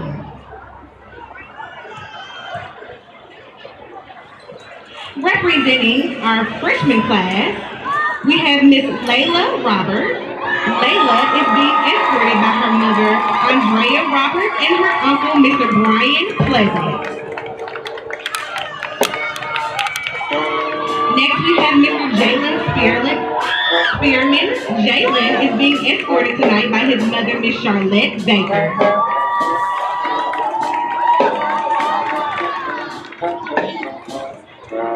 Representing our sophomore class, we have Miss Kiora Bryant.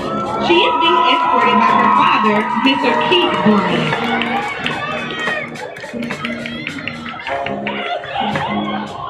Next, we have Mr. Jacoby Henry. Jacoby is being escorted tonight by his mother, Miss Tracy Coleman, and his sister, Miss Valentine Thomas.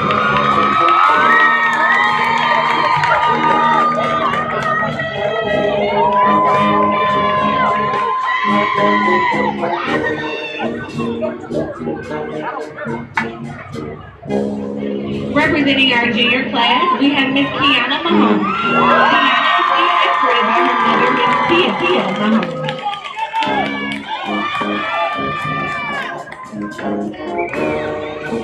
Mr. Devin Satu. Devin is being escorted by his mother, Miss Sade Wilson, and his grandmother, Miss Ethel Wilson McCoy.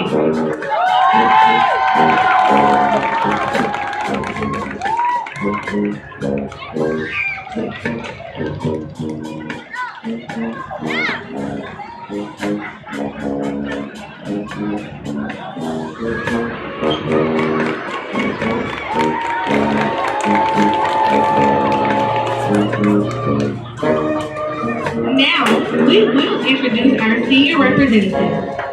Last night, at the dance, Devarius Jesse was crowned our 2024 Homecoming King. Tonight, one of these ladies will be crowned as our Homecoming Queen. Representing our senior class, we have Miss Kaden Hudson.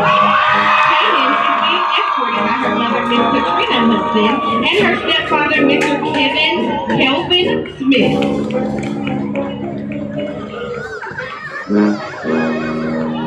Mr. Devarius Jesse, our homecoming king, is being escorted by his father, Mr. Derek Jesse, and his grandfather, Mr. Charles Beasley.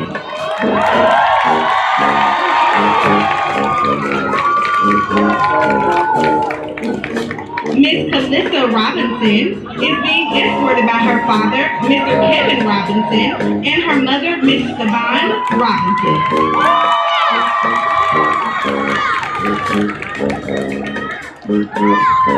Mr. Adam Morgan. Adam is being escorted by his mother, Miss Charlene Morgan, and his sister, Miss Ashley Spar.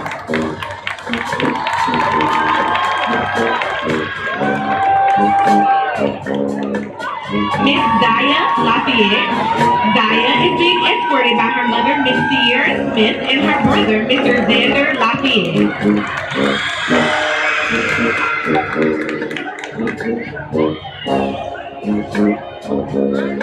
Mr. Damari Taylor. Damari is being escorted by his father, Mr. Delonte Taylor, and his mother, Amanda Murray.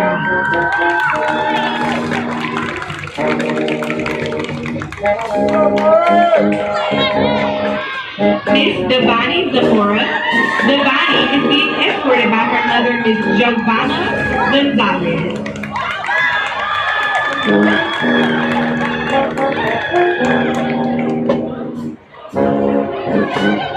Mr. Dante Hill. Dante is being escorted by his father, Dante Hill Sr., and his mother, Miss Kenyatta Thomas.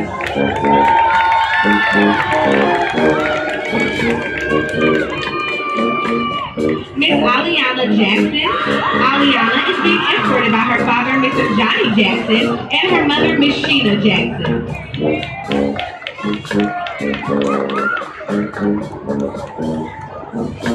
Mr. Kamari Latrell. Kamari is being escorted by his mother, Miss Courtney Latrell.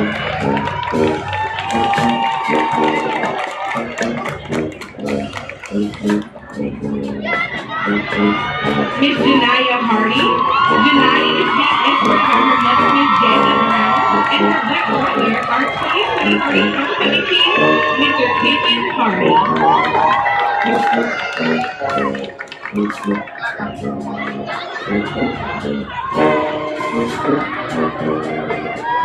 And finally, Mr. Zoe Zisselberger. Zoe is being escorted by his father, Mr. Joseph Zisselberger Sr.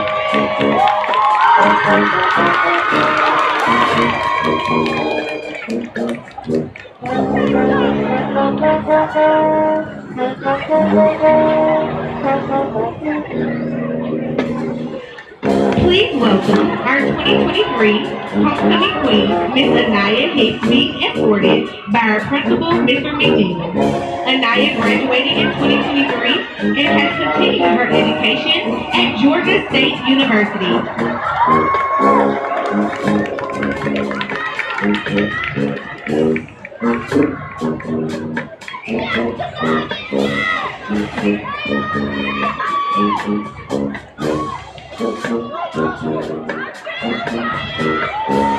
Please give our 2024 homecoming court a big round of applause. Thank you for representing Hardaway High School and continuing to soar above the rest. And now, the moment you all have been waiting for. The votes are in, and our 2024 homecoming queen is Miss Zaya Lafayette.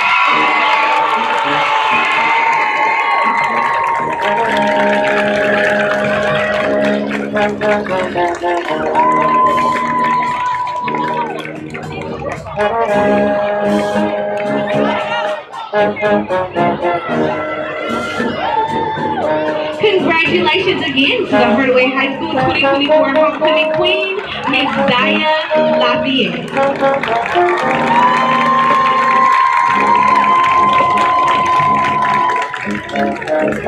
This concludes our homecoming court recognition. Congratulations again to all the members of the court. Have a great night.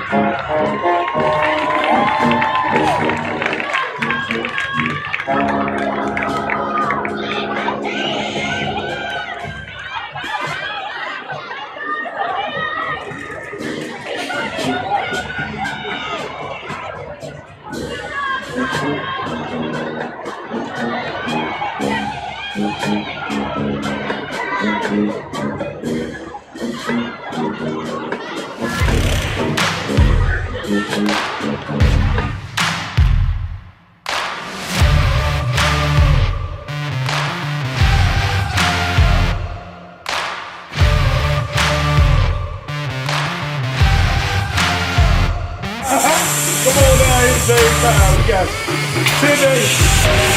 We got the band time. Well, I ain't gonna tell you. It's gonna come today. It's gonna come tomorrow.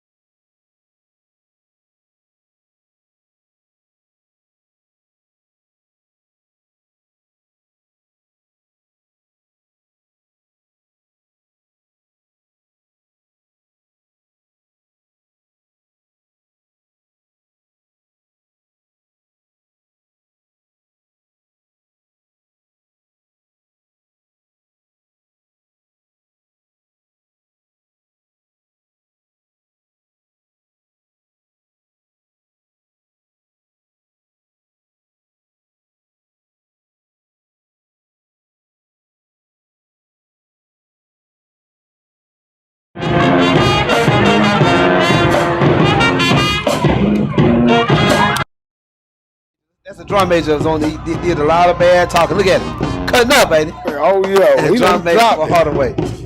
But I'm anxious to see the Carver versus Sumter game. You know, I think people sometimes we get twisted up with how bad somebody beat someone else or what the score was against that team. Vanderbilt lost to Georgia State, and then they turn around and beat Alabama. You just don't know until you line up and play. Yeah. I think if Carver goes in and underestimating or look at the situation at how Sumter plays Shaw and Spencer, they're going to set themselves up for failure for that night. And I mean, I think Sumter probably just played down. I'm not even going to say played down to Shaw, because Shaw is a talented young football team, and they came out and they something gave them confidence to play the way they played. Carver, you know, we had the game last week, and Carver from the get-go just said, nah, we're not even finna give you any kind of false hope, anything like that. We're finna take your heart right here from the first whistle. The difference in that game is that Carver understands, and they're here in the city. They understand about the recruiting process. Right. Where Sumter don't have to worry about any of that stuff. They're looking at the records and so forth, and they thought maybe, okay, this is a young team. The record's not good. We're gonna come in and beat them. Probably watch film as well. So again, you know, Carver understood the task. They had to come in and dominate, so they can send the message that we're still the school on the hill. If you want to play with winners, you need to come up on this hill and play. Right. But that's Sumter Carver game. Is that down in Sumter or will it be in Columbus? I think they said it's here in Columbus. Okay. But they said that the Brookstone and Pacelli game, 14-0. Yeah. Brookstone is up 14-0. Harris County losing to Stars Mill right now. I'm not sure where they were, what quarter, but Stars Mill was up 7-0. You know, so it's still a lot of football being played. You know, somebody can send us that Central score. We'll update that as well. I think it was Central's homecoming. I usually can get the score from Michael Soul. Somehow I left my phone at home.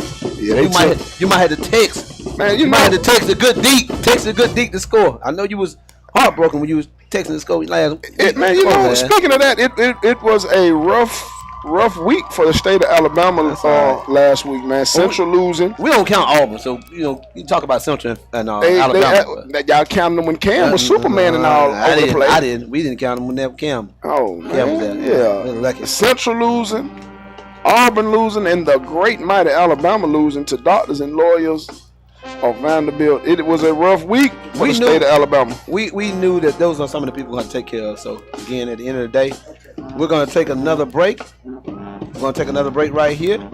As the band Hardaway get ready to walk off, you're listening to Fantastic Friday Night High School Football on AM 1340, FM 94.1 WOKS, and ESPN 95.7. You're listening to the Fantastic Friday Night High School Football on AM 1340 WOKS, FM 94.1, and ESPN 95.7. Get ready for the next installment of Fantastic Friday Night High School Football. It all goes down Friday, October 18th. The Columbus Blue Devils versus the Kendrick High Cherokees. Catch all the play-by-play action on ESPN 95.7 FM and WOKS 1340 AM and 94.1 FM. Your home for Fantastic Friday Night High School Football. It's the Columbus Blue Devils versus the Kendrick Cherokees. Tune in at 6:45 p.m. for the pregame, and the game starts at 7 p.m. Fantastic Friday Night High School Football is brought to you by Dale's Food. Attention all ESPN and AM 1340, FM 94.1, WOKS Heritage listeners. Whether you tuned in for the play-by-play or just listening for your favorite high school player name to be called, we invite you to join us at Dale's Food, 3466 University Avenue, for a taste of home that's simply unforgettable. Dale's Food, every meal is a taste of home. Dale's Foods, 3466 University Avenue. Now, let's get back to the Fantastic Friday Night High School Football on AM 1340 WOKS, FM 94.1, and ESPN 95.7. Yes, sir, man. We're here back at halftime of Otis Spencer Stadium for the Midtown Showdown. The Hardaway is up 34-0, and we have our second winner. Mr. Michael Audia. Michael Audia is our second winner of the family 4-pack of Six Flags tickets. So y'all make sure y'all can claim y'all's tickets, man, Monday after 9 o'clock at the station. Congratulations to both. Y'all hope y'all enjoy. Y'all got kids, grandkids, nieces, nephews, whatever. Take them. And take them up to Fight Fest, man, and just scare them. Well, at the end of the day, if you don't want to take them, just call us. We'll take somebody. I promise you, I got 3 children. We'll figure out how to get somebody. Again, if you would like to become a partner, sponsor the broadcast, please give Angela Verdejo, our general sales manager, a call at 706-507-7276. Become a sponsor and help make a fantastic Friday night high school football a partner with your business, man. We want to also welcome Doc over at Money Boy TV on to this great partnership with Davis Broadcasting. Money Boy TV does a great job at covering all the sports and youth sports around here in this community. So it was a great partnership that Davis Broadcasting brought him on as a partner for this great team of ours here. I'd like to give a shout out to the man, the famous man. He don't make no cookies, but his famous Amos. He's the one that keeps everything going for us here. And the good Deke, the big Deke. Surgical engineer. Oh, well, Deke called him the surgical engineer. The surgical engineer makes everything works for us very well, man. I tell you, and it's been a blessing, man, for us to come in and we're trying to fill the shoes of the legendary Cliff Rutledge and Carlos Williams. So, man, I'm learning, continue to learn, get more comfortable with what we're doing. And these guys have did nothing but accept us and make us feel comfortable in doing this. So again, we want to thank Davis Broadcasting for giving us a shot. And we're gonna only get better and better. 150 left, 34-0 in favor of the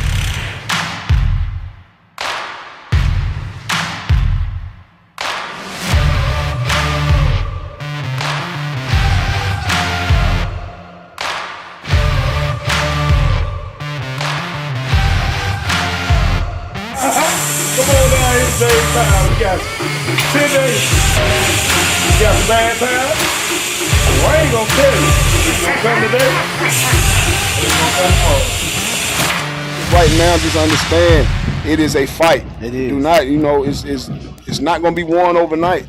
So make sure you have them strong people in your corner. Us at David Broadcast are praying for you. Those that have beat it, congratulations. Yes. Man, enjoy your life, man. Travel. It is a beautiful thing. You beat something that people said cannot be beat. Yeah. So it's not impossible. Like I said, us at David Broadcasting, man, we are definitely praying for y'all. Any loved ones. Hurricane, man, the hurricanes down in Florida. Had so many people to come up, man. Yes. Hey, we had I met a family at the Walmart on Victory Drive, man, and just felt the need to tell them why they were here. If you need your child, your daughter, to come to a place where she can have fun for a couple of days, come to Girls Inc. The lady just cried, man. She said, "Thank you so much. Thank you so much." You don't know. We don't even know what we're going back to. We're going to drive back to the halfway point, and then we'll make a phone call to find out can we continue our journey back home, because they didn't know what they was going to be going back into. So again, shout out to all those people, man. We're going to take another break. You're listening to fantastic Friday night high school football, AM 1340, FM 94.1, WOKS, and ESPN 95.7. 34-0, Hardaway over Columbus High. You're listening to the fantastic Friday night high school football on AM 1340 WOKS, FM 94.1, and ESPN 95.7.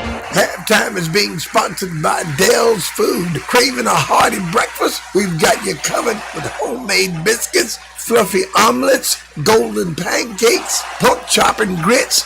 Just to name a few. Dell's Food, 3466 University Avenue. Now, let's get back to the fantastic Friday night high school football on AM 1340 WOKS, FM 94.1, and ESPN 95.7.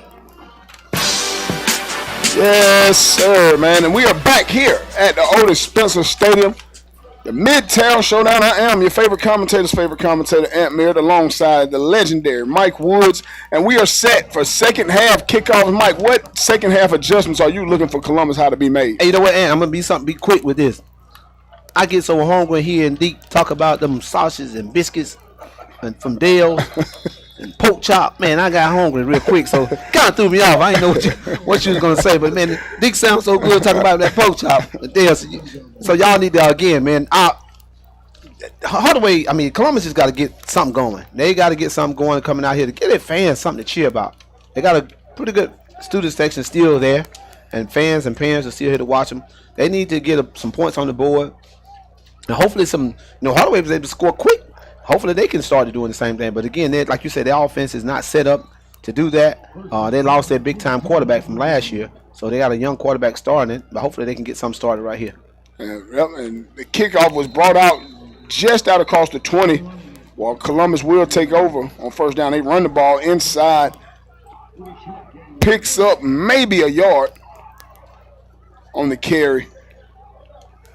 Don't look like the chain man moved the chain, the down marker at all. So it looks still like it's 2nd and 10. 2nd and 10, yeah. And one thing Hardaway wants to do, they want to try to keep their foot on the gas. They don't want to come out and play lackluster. And they send the blitz early. And the speed sweep outside the number 13, Grant Garinger. And he picks up about 5 yards on 2nd down. Dante Hill for Hardaway was on the tackle. Dante Hill also their starting receiver. He did something right. He can tackle. He can call the ball all night. Maybe he is a natural corner. They say what they say is you play corner if you can't catch. So I don't, I played corner. I caught well. So I don't know. I try to be the myth buster. I thought those guys would probably be the second best receivers on the team, the cornerbacks. Now cornerbacks are the best athletes. Yeah. On the field, Hardaway shows the blitz. Offside. And number 7 just jumped the gun a little too quick. Columbus need that. They needed that big time. Again, just to do something to stop the bleeding, man. Ain't nothing. They want to get any kind of yards they can get, however they can get it. Did not quite get now they did get the first down right at the sticks. They're going to give it to them on the 5-yard penalty. 1st and 10 for Columbus. I noticed something early in the game. Columbus put number 5 Max. I don't want to mess it. Let's say Max U. I'm just going to say Max U. I don't want to mess his name up. In the back, down the field has a man and slipped, trying to come back for the ball. Spivey just didn't put enough oomph on it. Like I was saying, they put number 5 Max U. I'm gonna just say Max U because I don't want to mess up this kid's name. But put him in the backfield. And, you called him a little bowling ball. He ran for like 4 or 5 yards. Yeah. And I hadn't seen him put it back in the game yet. Yeah, man, he gave him a good strong run that first half. Yeah. So not really sure why they went away from it. But, I mean, you got the score, and you just trying to eat clock and pound the ball. That's not really going to be the way that you're going to get your way back into the game. But you just want to try to get something on the board. Right now, they just got to move the chain. Right, to give your offense some kind of life. Low snap. No go. Oh, my. And he is hit and hit hard by number 45 for Hardaway. Gavin Mosley. Boy, and that's one thing. Hardaway defense, they came out in this second half, and they're still flying around the football. And as a coach, that's what you want to see. He's a youngster. He's a freshman. Yeah, Hardaway. I mean, we've got a couple freshman names for Hardaway. So right there, number 45, Gavin Mosley, and then number 81, Jameer Brown, who caught a touchdown pass earlier in that first half. In a big run of about 9 yards for Columbus. Jacory Brown for Hardaway on the tackle. Another class of 2028. So maybe Hardaway, they empty the bench and start putting their backups in, letting the young guys get a couple reps. They got a bunch of young kids. They don't have a bunch of majority of their team are young guys in the team. They have some seniors and seniors and juniors that'll play a major key role for them. But they got a lot of young talent. That's a lot of. It says a lot because a lot of the teams that we're covering pretty young. Right. So we got some good football in this area, man. We just gotta continue to grow and get these. It looks like with these teams coming back into the same region, we're gonna have some good football to watch on Friday night. With this many young guys, I mean, I'm just talking about across all of Muskogee County that are coming in or making plays, making reps from freshmen, sophomores. I mean, that speaks volumes to that middle school and also the CYF right here in Columbus. I mean, because the kids are coached up and prepared and ready to play once they get to this high school level. Only thing about it, you want to try to mentally, you want to catch up to the speed of the game, but also get in that weight room to put that to put that weight on that frame to be able to, take the kind of pounders that are taken on Friday nights. Talk to Shaw's coach about that earlier today. Yeah, another play. I'll finish what I'm saying. This is 4th and 17. And Columbus is going for it. 4th and 17. Did they change the? And I think maybe they just seen it and they gonna take that time out because I'm not really sure. 4th and about 15, 16 and yards. as Columbus 17. takes a timeout, so are we. We're here at Old Spencer Stadium where Hardaway leads 34-0 with 7:53 remaining in the third quarter. You're listening to fantastic Friday night high school football on AM 1340, FM 94.1, WOKS, and ESPN 95.7. You're listening to the fantastic Friday night high school football on AM 1340 WOKS, FM 94.1, and ESPN 95.7. This is the ESPN 95.7 Community Calendar. Early voting can help voters avoid crowds or find a time to vote that's better for their schedules. Early voting for the 2024 presidential election is October 15th through November 1st. Stay tuned for early voting locations. Election Day is November 5th, 2024. On October 13th, the 24th annual Customer and Community Appreciation event hosted by Melon Abe's Barbershop and Styles by Denise. The event is 3:30 p.m. to 7:30 p.m. You can expect free food, games, family fun, special performances, dancing in the street, and community service awards will be given out on site. The Georgia Strong Families Program is hosting a men's resource fair October 15th, 5 o'clock p.m. to 7 o'clock p.m. at the Columbus Public Library, 3000 Macon Road. This event is free for men of all ages. Men will have education and employment opportunities, health screenings, information on mental health, and the fatherhood program. All men will receive a free toolkit for participating. In the community and about the community, we are ESPN 95.7. Standing up for everyday Americans is at the very foundation of who Kamala Harris is. Raised in a middle-class home by a working mother who instilled in her a passion for justice and equality. That's why when Kamala Harris became district attorney, she stood up for our kids, keeping them safe by prosecuting sex offenders. She also pioneered a program to give nonviolent drug offenders a second chance. As president, Kamala Harris will continue the fight for everyday Americans.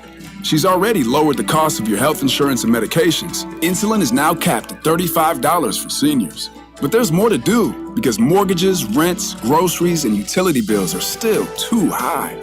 Harris's plan to fix it? Build more homes to lower prices and make the wealthy and billionaires pay their fair share so we get a break. All her life, Kamala Harris has been standing up for us. And she doesn't plan to stop anytime soon. I'm Kamala Harris, candidate for president, and I approve this message. Paid for by Harris for president. Now, let's get back to the fantastic Friday night high school football on AM 1340 WOKS, FM 94.1, and ESPN 95.7.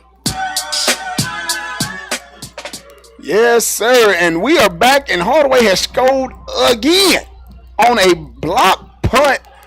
Well, he really didn't block it. He hit the punter as he was getting ready to kick it. And Hardaway scoops it up and waltzed into the end zone to make it a 40-0 game here at Otis Spencer Stadium. We've been arguing about that call. We've been arguing all off the break about that one. I thought that should have been a roughing the kicker. But Mr. Footballs right here said that was a free, he was a free man. Free man. He's like a quarterback. You know, as long as that ball in his hand, he live action. I don't care if he in the motion of kicking, like a quarterback in the motion of throwing. You get there before that ball is released, or that even if he would have put foot to it and you block it and hit him, man, it's live ball. So that's exactly what happened. Number 44 drops it on the special teams again. I don't even know if Columbus how to work on special teams because, boy, they have been shooting them in the foot all night long. From punt team, punt return, kickoff return. Man. I'll tell you what. That week off didn't help them out at all. They had a bye week and it didn't help them none. Sometimes you want to keep the rhythm, you want to keep everything going. Right. But the bye weeks can hurt you. Yeah, it can definitely help or hurt, just depending on what kind of momentum that you have going. And I know that's a big debate, especially in the NFL when you're going into the playoffs, and the top seed has that first round bye. Especially if you're going into that bye with a win streak, do you really want to take off? And then coming in and play a team that just played the playoff game the week before, exactly. So. And you see that a lot of times. Those teams that have that bye don't come out victorious. Spivey in the gun. Drop. Pass intended for Smith. Incomplete as he was hit immediately. As soon as he caught it, and it was jarred loose. And Kobe Henry again on the tackle for So it's Hardaway. All right, Mike, now you see that. Now spotting the ball as if he caught it.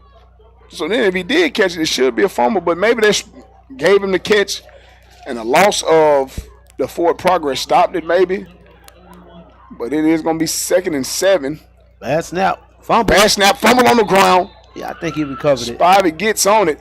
And let me tell you something, ball don't lie. Because now they're right back at the original line of scrimmage with a little bit behind it. 3rd and 12. They have no.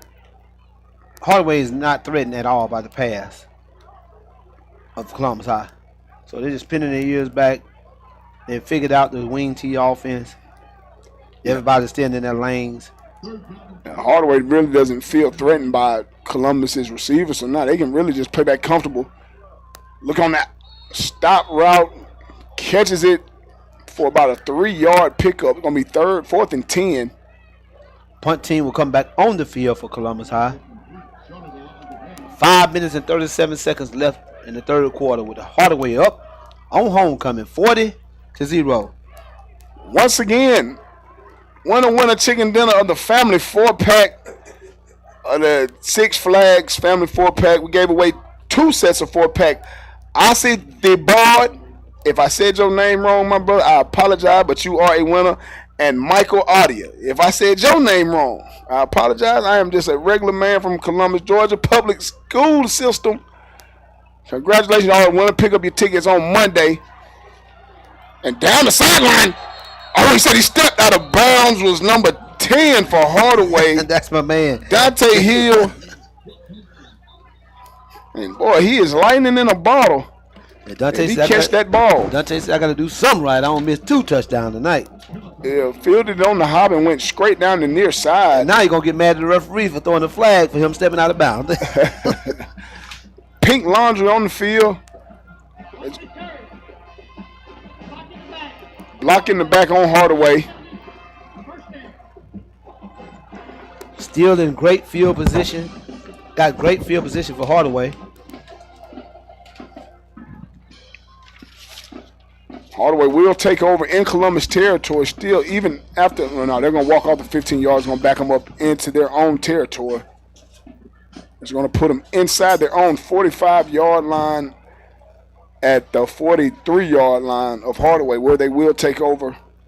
And Gary Jr. is going to remain in the game. Coach Max said, let's get these reps. Let's continue to get these reps, because if they make the playoff, he's going to need every bit of them.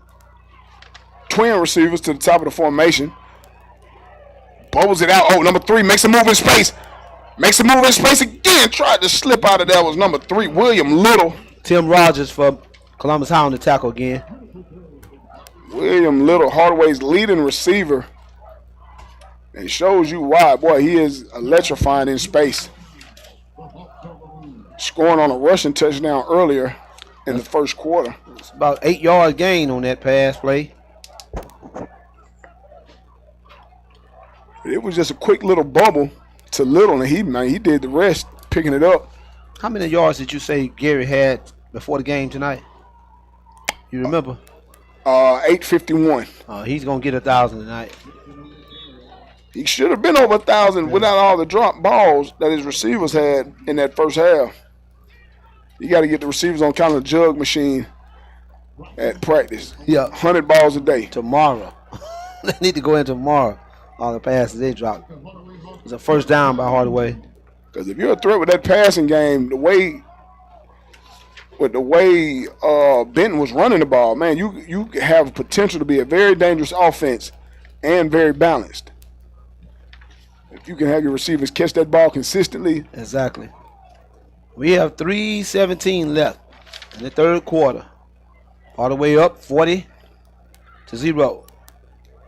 with the ball in Columbus territory. I tell you, man, Gary, another high snap. We've been having a lot of high snaps all night. He's dangerous. Great job. He threw it away.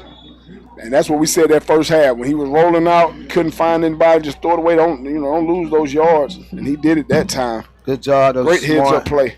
Again, you don't get these things figured out without the reps. And it's good they're up, but he's so young. Coach can leave him in the game, and just tell his offensive line to protect him. But he does that was big, again, because that could have been what, an 8-9 yard loss if he runs out of bounds with that ball in his hand. Yeah, absolutely. So saved about 10 yards, and now it's still 2nd and 10. Gary in the Hardaway offense in the gun. 2 receivers at the bottom of the formation. Got a penalty here on Hardaway. We're pushing back 5 yards. So it'll be 2nd and 15. Couldn't get what that call was, but it does back them up 5 yards. Illegal substitution on that Hardaway offense. So we're going to give it 2nd and 5. Just behind the 50-yard line. Hardaway still in their territory after that penalty. Again, man, this is supposed to be the biggest rival back. And these teams have not played each other for a long time. Coach Mills, the AD at Hardaway, Coach McCoy at Columbus High School, they talked about sitting down at Waffle House and get with their respective principals to get this rival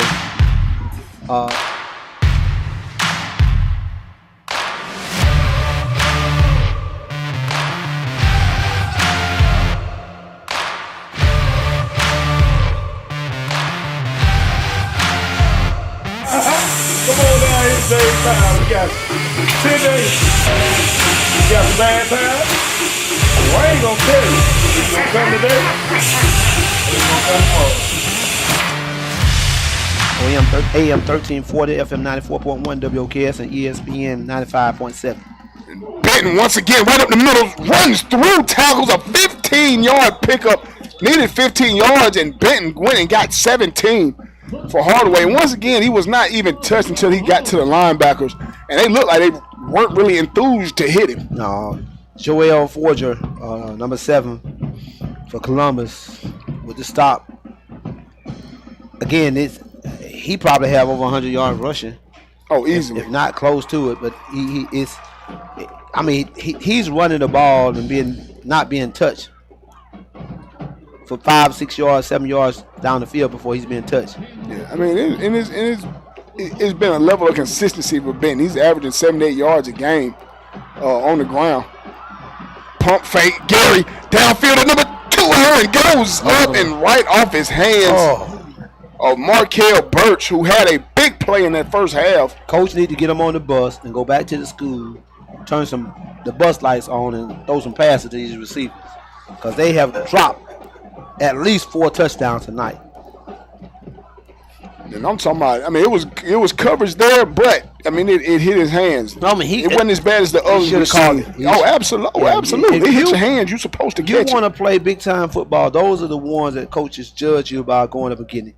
You're supposed to catch those easy passes, but that's the one. He put the ball right where nobody can get it but him, but his man, and he got to come up with that catch. Yeah, you see Burt, I mean, he is a long receiver, tall kid, athletic and fast.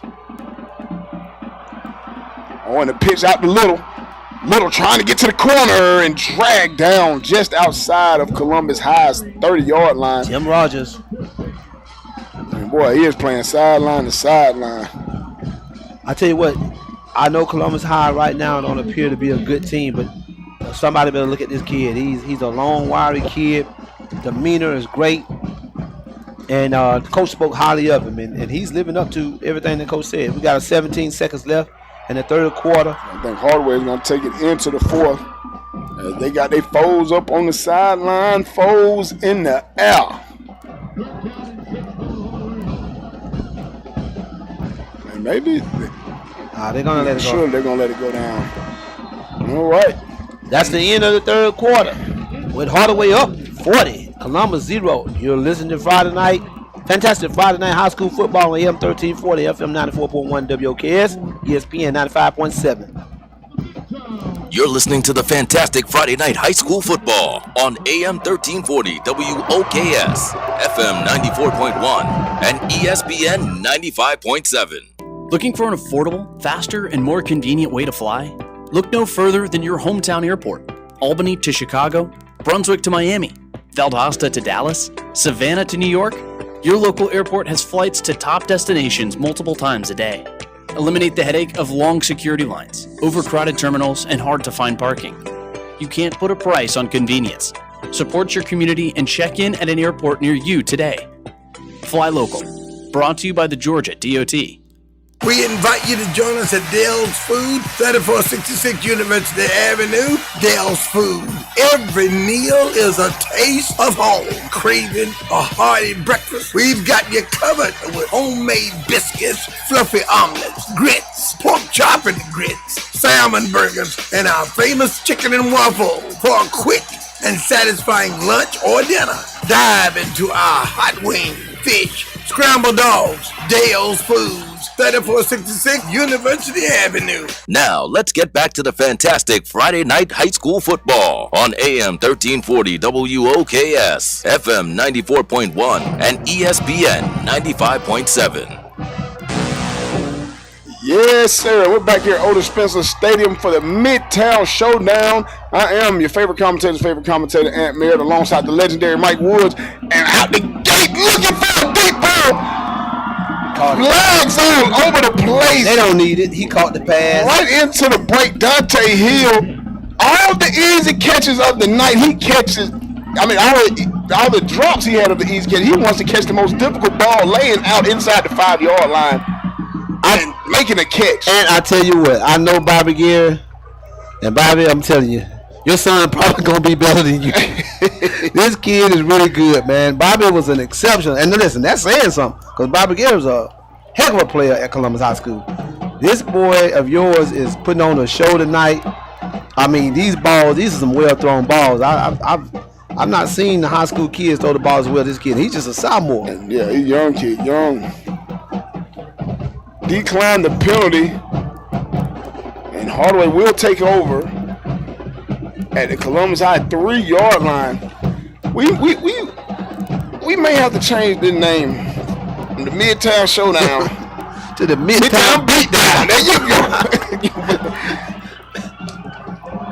And right up the running over everybody. Another touchdown. Who did he run over? Everybody. Nobody touched him. He ain't had to run over anybody.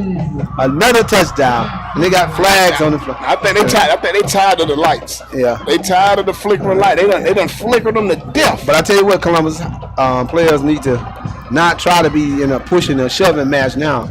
Yeah. You're getting beat. Yeah. You should have been pushing and shoving in the first quarter to show some kind of fight. Came out with a lot of spunk in the pregame, and you just not lived up to the hype. And so there's no reason to get upset or mad at the Hardaway kids. You just got to play. You know, man, they say if you don't want them to celebrate, don't let them score. That's it.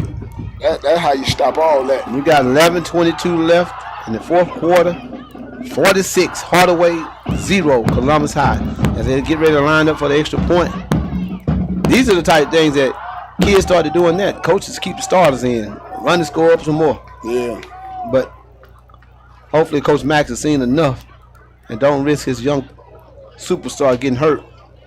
But there's no reason. I ain't going to say that because he hadn't been touched. At all. Yeah. They might not even have to wash his uniform. Yeah, they just going to hang that one He right come back up. and play next week, that same uniform. He spray a little breeze on it or whatever like that. He going to be all right because he hadn't got touched. At all. Tonight. He ain't broke a sweat.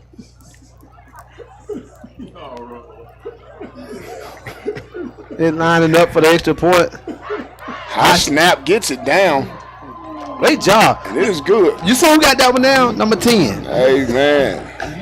This man, you know what? But he might just having a bad night. Right. I mean, you got Dante here. He is your kick returner and your punt return man. So you have confidence in his hands. So maybe, I mean, it may just be a case of the yips. Which happens. Yep. I know he's gonna look back and say, man, because he left some chicken on the bone. Yes, sir. 11-18, 47 Hardaway, 0 Columbus High. And I'm telling you, I know Columbus gotta wish that there was a mercy rule like it is in basketball. The clock can run. This is getting ugly. Yeah. It done got ugly real quick. And I keep seeing that, that student body over there with all that camo was full. Smaller and smaller. They sneaking out of here quickly, trying to get home safely. You can't see them. They gone. They camouflage. Hardaway lines up to kick off. Number 85, Andreas Miller. And back deep for Hardaway, number 44. Ryan Miller, number 10. Andrew Smith, the 4th. I'd like to see Columbus High. And Andrew Smith, I mean, he is the Percy Harvin of Columbus, but boy, they have had him bottled up all night long. No blocking. I mean, by the time he get the ball, they own him. So I'm gonna watch this time and see what this receiving team does for Hardaway. I mean, for Columbus High, because again, these guys are running. They running east and west. They ain't running north and south. Yeah. They get the ball. I mean, that way Hardaway flying down that field with reckless abandon. That's what they say Hogs do, fly, don't they? Yeah. Miller set the kickoff. Hardaway with the 2 deep man. And it's going to be fielded by Miller. Tries to get outside once again and nowhere to go. Same thing. Boy, thank God for that penalty. Cameron Alexander, number 8, for Hardaway on the tackle. He has been around that football with a couple big hits. He's just a sophomore. Man, you can see the body on him. He has plenty of room to grow. I tell you what, after talking with Coach Mack, Hardaway got him. They have them a great head coach. I mean, this guy has a great pedigree of players that he's coached. 2 kids, 3 or 4 kids. I'm sorry, that are playing in the NFL right now, and he just spoke highly of them and what he's trying to do at Hardaway. And Columbus High comes out in the gun. Spivey looking for running room and nowhere to go. Yeah, like I was saying with Coach Mack, if kids are looking for a good high school coach who understands the game, once again, his resume speaks for itself. He's not from this area, but he knows what he's doing. And if kids want to have an option to go in and play. And I think he told me that Bobby wasn't even a starting quarterback at Richards Middle School when he was in middle school. I think he told me he wasn't even a starting quarterback, but he came in there. He put the ball in his hand and said, "You're gonna learn on the job." So, and he's looking really good doing what he's doing tonight. Yeah, I mean, he's only going to get better as he gets older. That arm's going to get stronger. He's going to get faster, and he's also going to develop mentally. The quicker decision making. He has no other choice. His daddy is a I don't want to say, he's just an athlete. He loves it. He's gonna make him get in the weight room. He's gonna do the things outside of what Hardaway's gonna do for him. His dad is gonna do for him. So it'll be a great thing to watch this kid grow. And a big run right there by Grant Garinger for Columbus High, out across the 40, gets the first down. And Hardaway trying to show a little light. Maybe they're just trying not to get out of here with a goose egg. Well, Hardaway said they was gonna leave with a goose egg. Grant is gonna be coming back. Grant. These guys that Columbus have too are pretty young. So this is a great group of kids that Columbus High have. Grant runs the ball pretty hard, but again, they look like they're just outmanned tonight by this Hardaway team up front on both sides of the ball. They hadn't been able to move the ball consistently enough. First and 10 on the 39. Hand off inside to number 1, Livingston. Picks up about 6 yards to make it 2nd and 4. 9:04 left. 47 Hardaway, 0 Columbus High. On the Hawks homecoming. Had a great homecoming court as well. Yeah. He was able to witness that. Looking at 2nd and about 4 for Columbus High. In the gun, quarterback tries to get outside, and oh boy, he is chopped down. By who? 10. By who? Dante Hill. Dante has done everything right tonight, but catch touchdowns. Had a rough first half, but boy, Dante Hill came out on fire. You know, I'm joking. Sub him out. Yeah, I'm joking around with it, but I tell you what, you could tell he's a good athlete because coaches and them have not. He's not lacking confidence. Right. Yeah. He never put his head down even after the couple drops.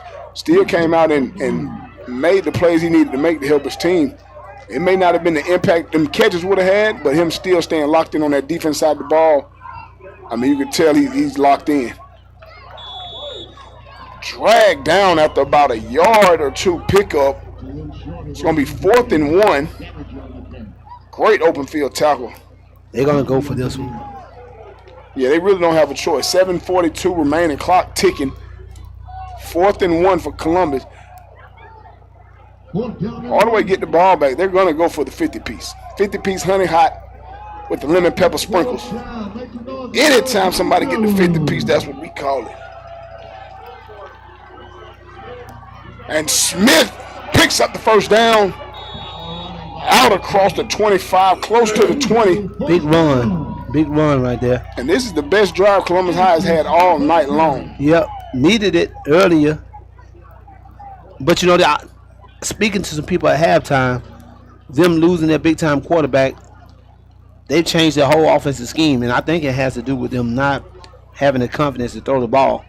So that's why they've gone into this wing T offensive set. I mean, that is almost like a funky wildcat in this wing T. Now Smith is at the quarterback. Now it is, yeah. I think they've had more success in this formation. Smith with the reverse inside. And nowhere to go. Picked up maybe, perhaps a yard. I'm going to take it on the spot. This type of offense, what they say, them hogs up front. Right. Them hogs up front got to be some big-time dogs. And they got to get at it, open up holes and fire up that ball, to have that. So, again, a combination of having young linemen and so forth like that and changing your whole offensive scheme based on the fact of the skill position people that you lost last year, it takes time.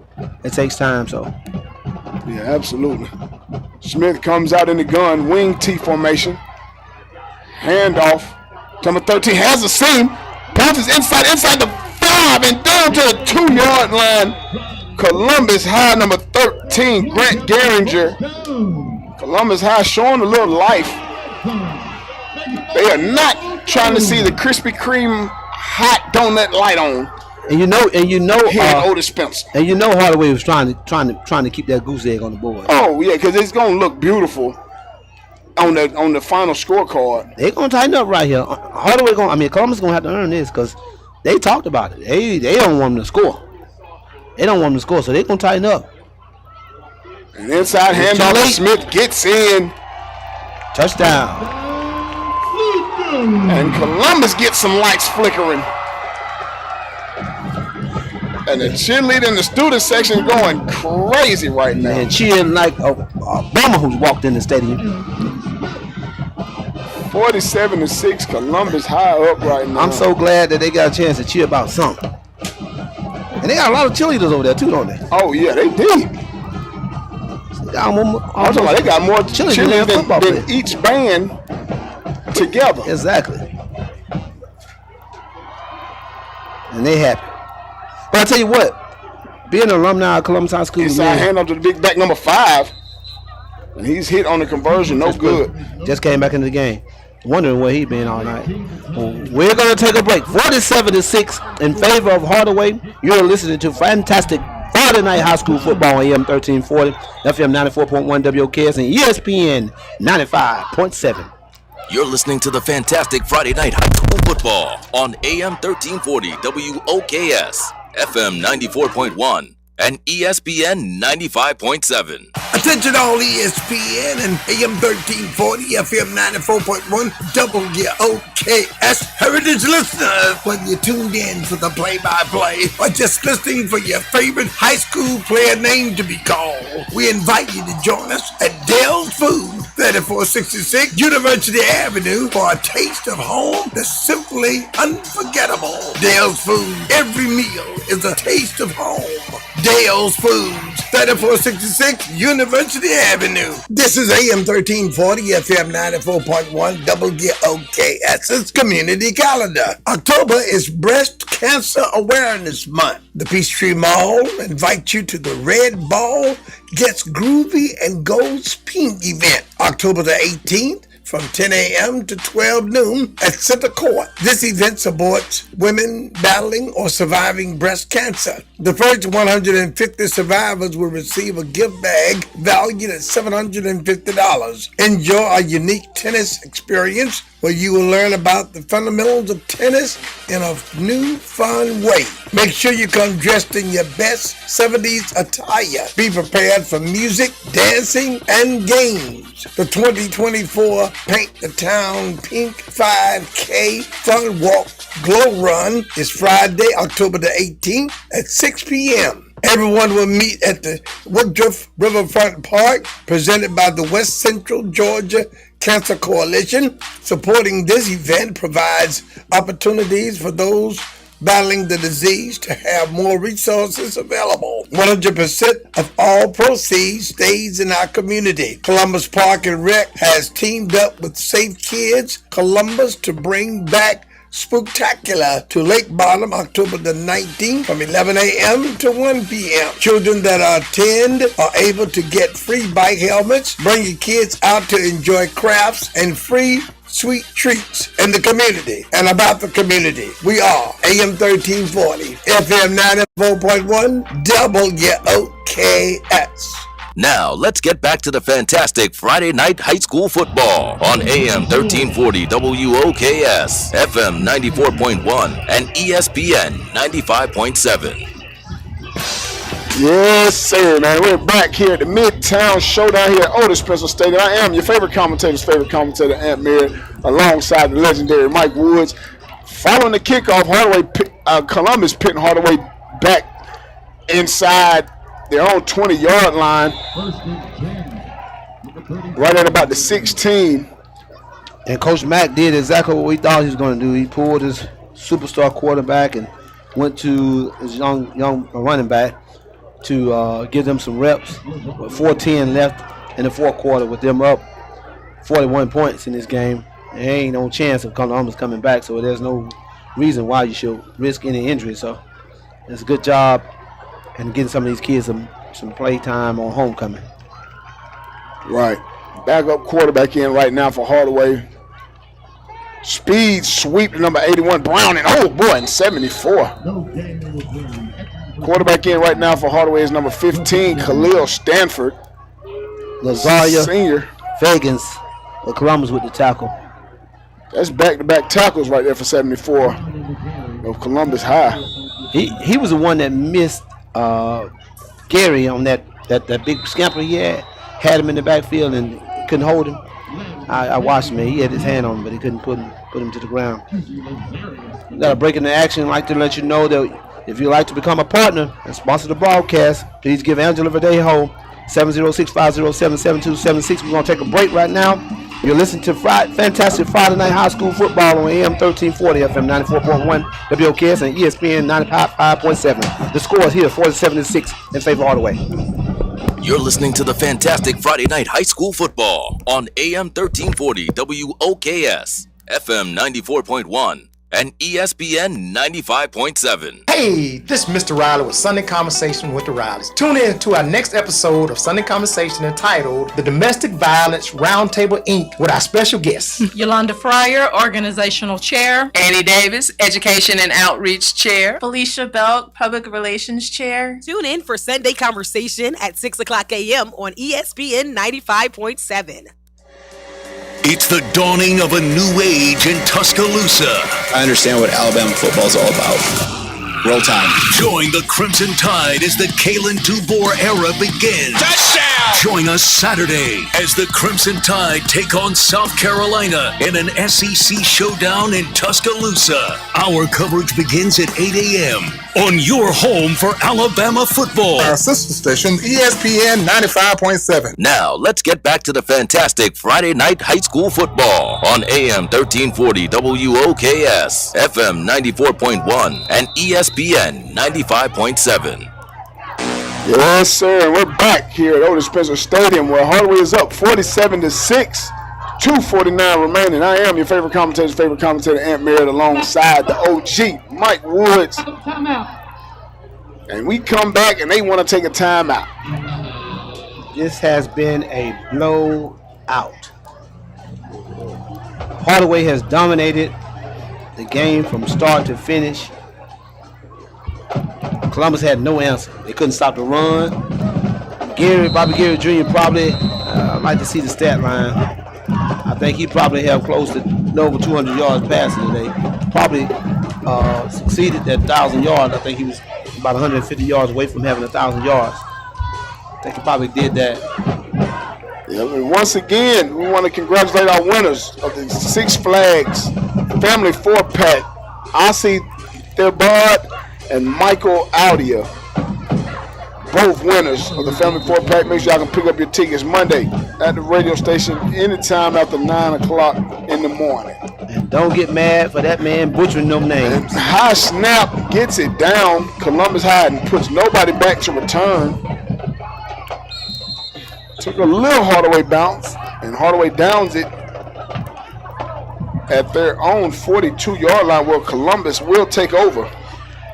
We are Muskogee County School District official source for high school football on AM 1340, FM 94.1, WOKS, and ESPN 95.7. Don't forget, man, if you want to become a sponsor, give the lady, Miss Angela Verdejo, our general sales manager, a call at Davis Broadcasting. Columbus High comes out at their own 42-yard, at the Hardaway's 42-yard line. Garinger takes the direct snap and picks up maybe about 4 yards, 3 yards. It's going to make it 2nd and 7. Shout out to Dale Food, man, who is our sponsor. Pre-game sponsor, man. I think, Mike, you ate there. Yeah. Oh, yes, sir. I'm telling you. Hey, y'all listen to those commercials and Deke talking about those pork chops. Man, I'm telling you, better go get you some. Another big run. Garinger gashing the Hardaway defense right now. The clock is running. 1:11. Don't forget, again, let me give you that number. If you want to be a sponsor, call Miss Angela Verdejo at 706-507-7276. That's Miss Angela Verdejo, our general sales manager at David Broadcasting, 706-507-7276. Here we go, Columbus High huddling up on the sideline. Next week game, we back at Connect Stadium, where we will again see these same Columbus Blue Devils versus Kendrick Cherokees. 7 p.m. That's going to be a game in the week at Connect Stadium. Hopefully the Blue Devils can redeem themselves and pick up a victory. Hand off to Gander again. Boy, and he is hit hard. Down close to the 25-yard line of Hardaway. 41 seconds left in this ball game. They're going to try to line up quick and get another score.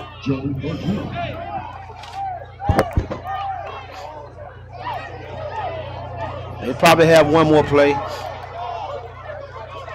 2nd and 7. Smith keeps it, and he is dropped down. I think that would be the last play of the game. 14 seconds, and Columbus is going to try to huddle up quick. They're trying to get another one off. Hardaway is already lining up.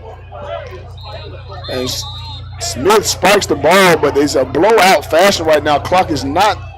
Oh, they're going to stop it with 1 second. No, White Hat says no, man. Run the clock.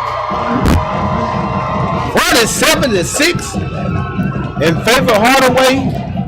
You're listening to Fantastic Friday Night High School Football on AM 1340, FM 94.1 WOKS, and ESPN 95.7. You're listening to the Fantastic Friday Night High School Football on AM 1340 WOKS, FM 94.1, and ESPN.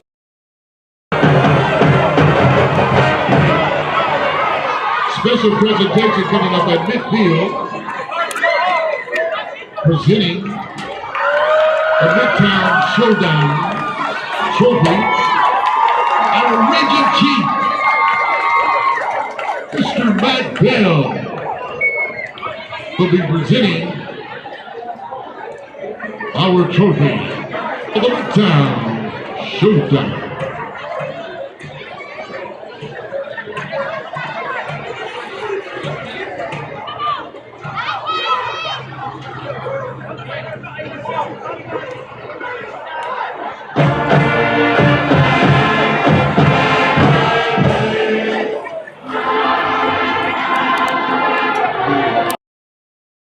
Get it right. Say it again. The Midtown Showdown here at Otis Spencer. Boy, I tell you what. Boy, they will go fight tooth and nail for their little alma mater. Yeah. Look up. I'm so thankful Shaw ain't never show up this way. I'm telling you, but that's okay. But look, we over there doing the alma mater. We singing our song, fight song. Win or lose, that's what we do. That's what we do. And man, this was all Hardaway. Hardaway kids were so excited when we went over there this week. Shout out to Moneyboy TV, moneyboy.com. We went over there. He did a great job this week. We hyping this game up. Attended the pep rally at Columbus High School. And went over to Hardaway High School in the cafeteria and talked to multiple kids and multiple players, and even, like I said, drum major. And the kids were excited about it. So shout out to Moneyboy TV. He does a great job, and thank you for what you do for the community. And again, thank you for becoming a partner with Davis Broadcasting. But again, man, this is over with quickly. Hardaway is going to receive this trophy.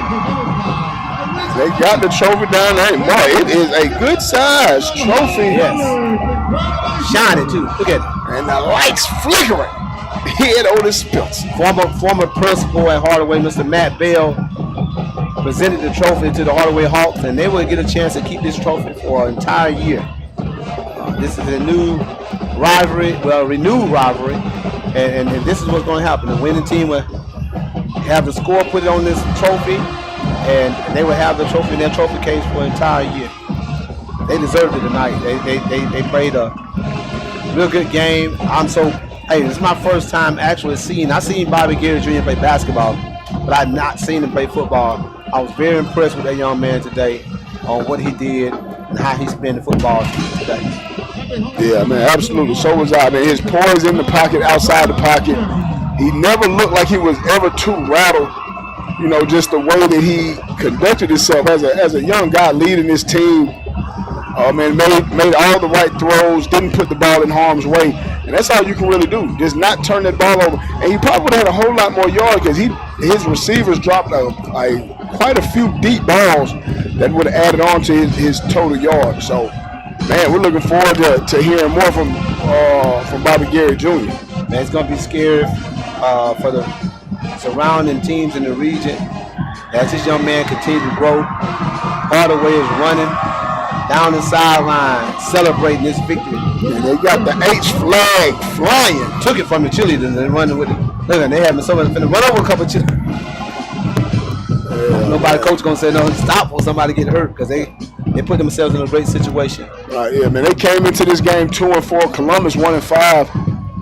And man, I mean, just the enthusiasm in a rivalry game. It doesn't matter what the record is.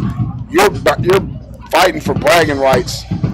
And that's all you really want and care about. Because, I mean, like I said, these guys grew up so close to each other from elementary to middle school. You know they have friends on the sidelines, you know, so I know that part of the group chat is going to go crazy tonight. Exactly. But again, 47-6, we're going to take a break. You're listening to Fantastic Friday Night High School Football on AM 1340, FM 94.1 WOKS, and ESPN 95.7. You're listening to the Fantastic Friday Night High School Football on AM 1340 WOKS, FM 94.1, and ESPN.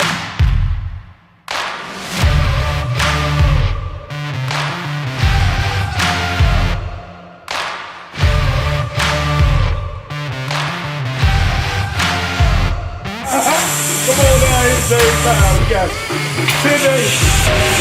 We got the band time. Well, I ain't gonna tell you. It's gonna come today. It's gonna come tomorrow.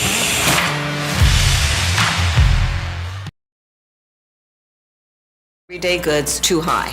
Kamala Harris's economic plan is focused on lowering costs for families, so you can keep more of your paycheck. That starts with the cost of housing. For first-time homebuyers, she's offering $25,000 in down payment assistance. To build wealth, her plan offers up to $50,000 in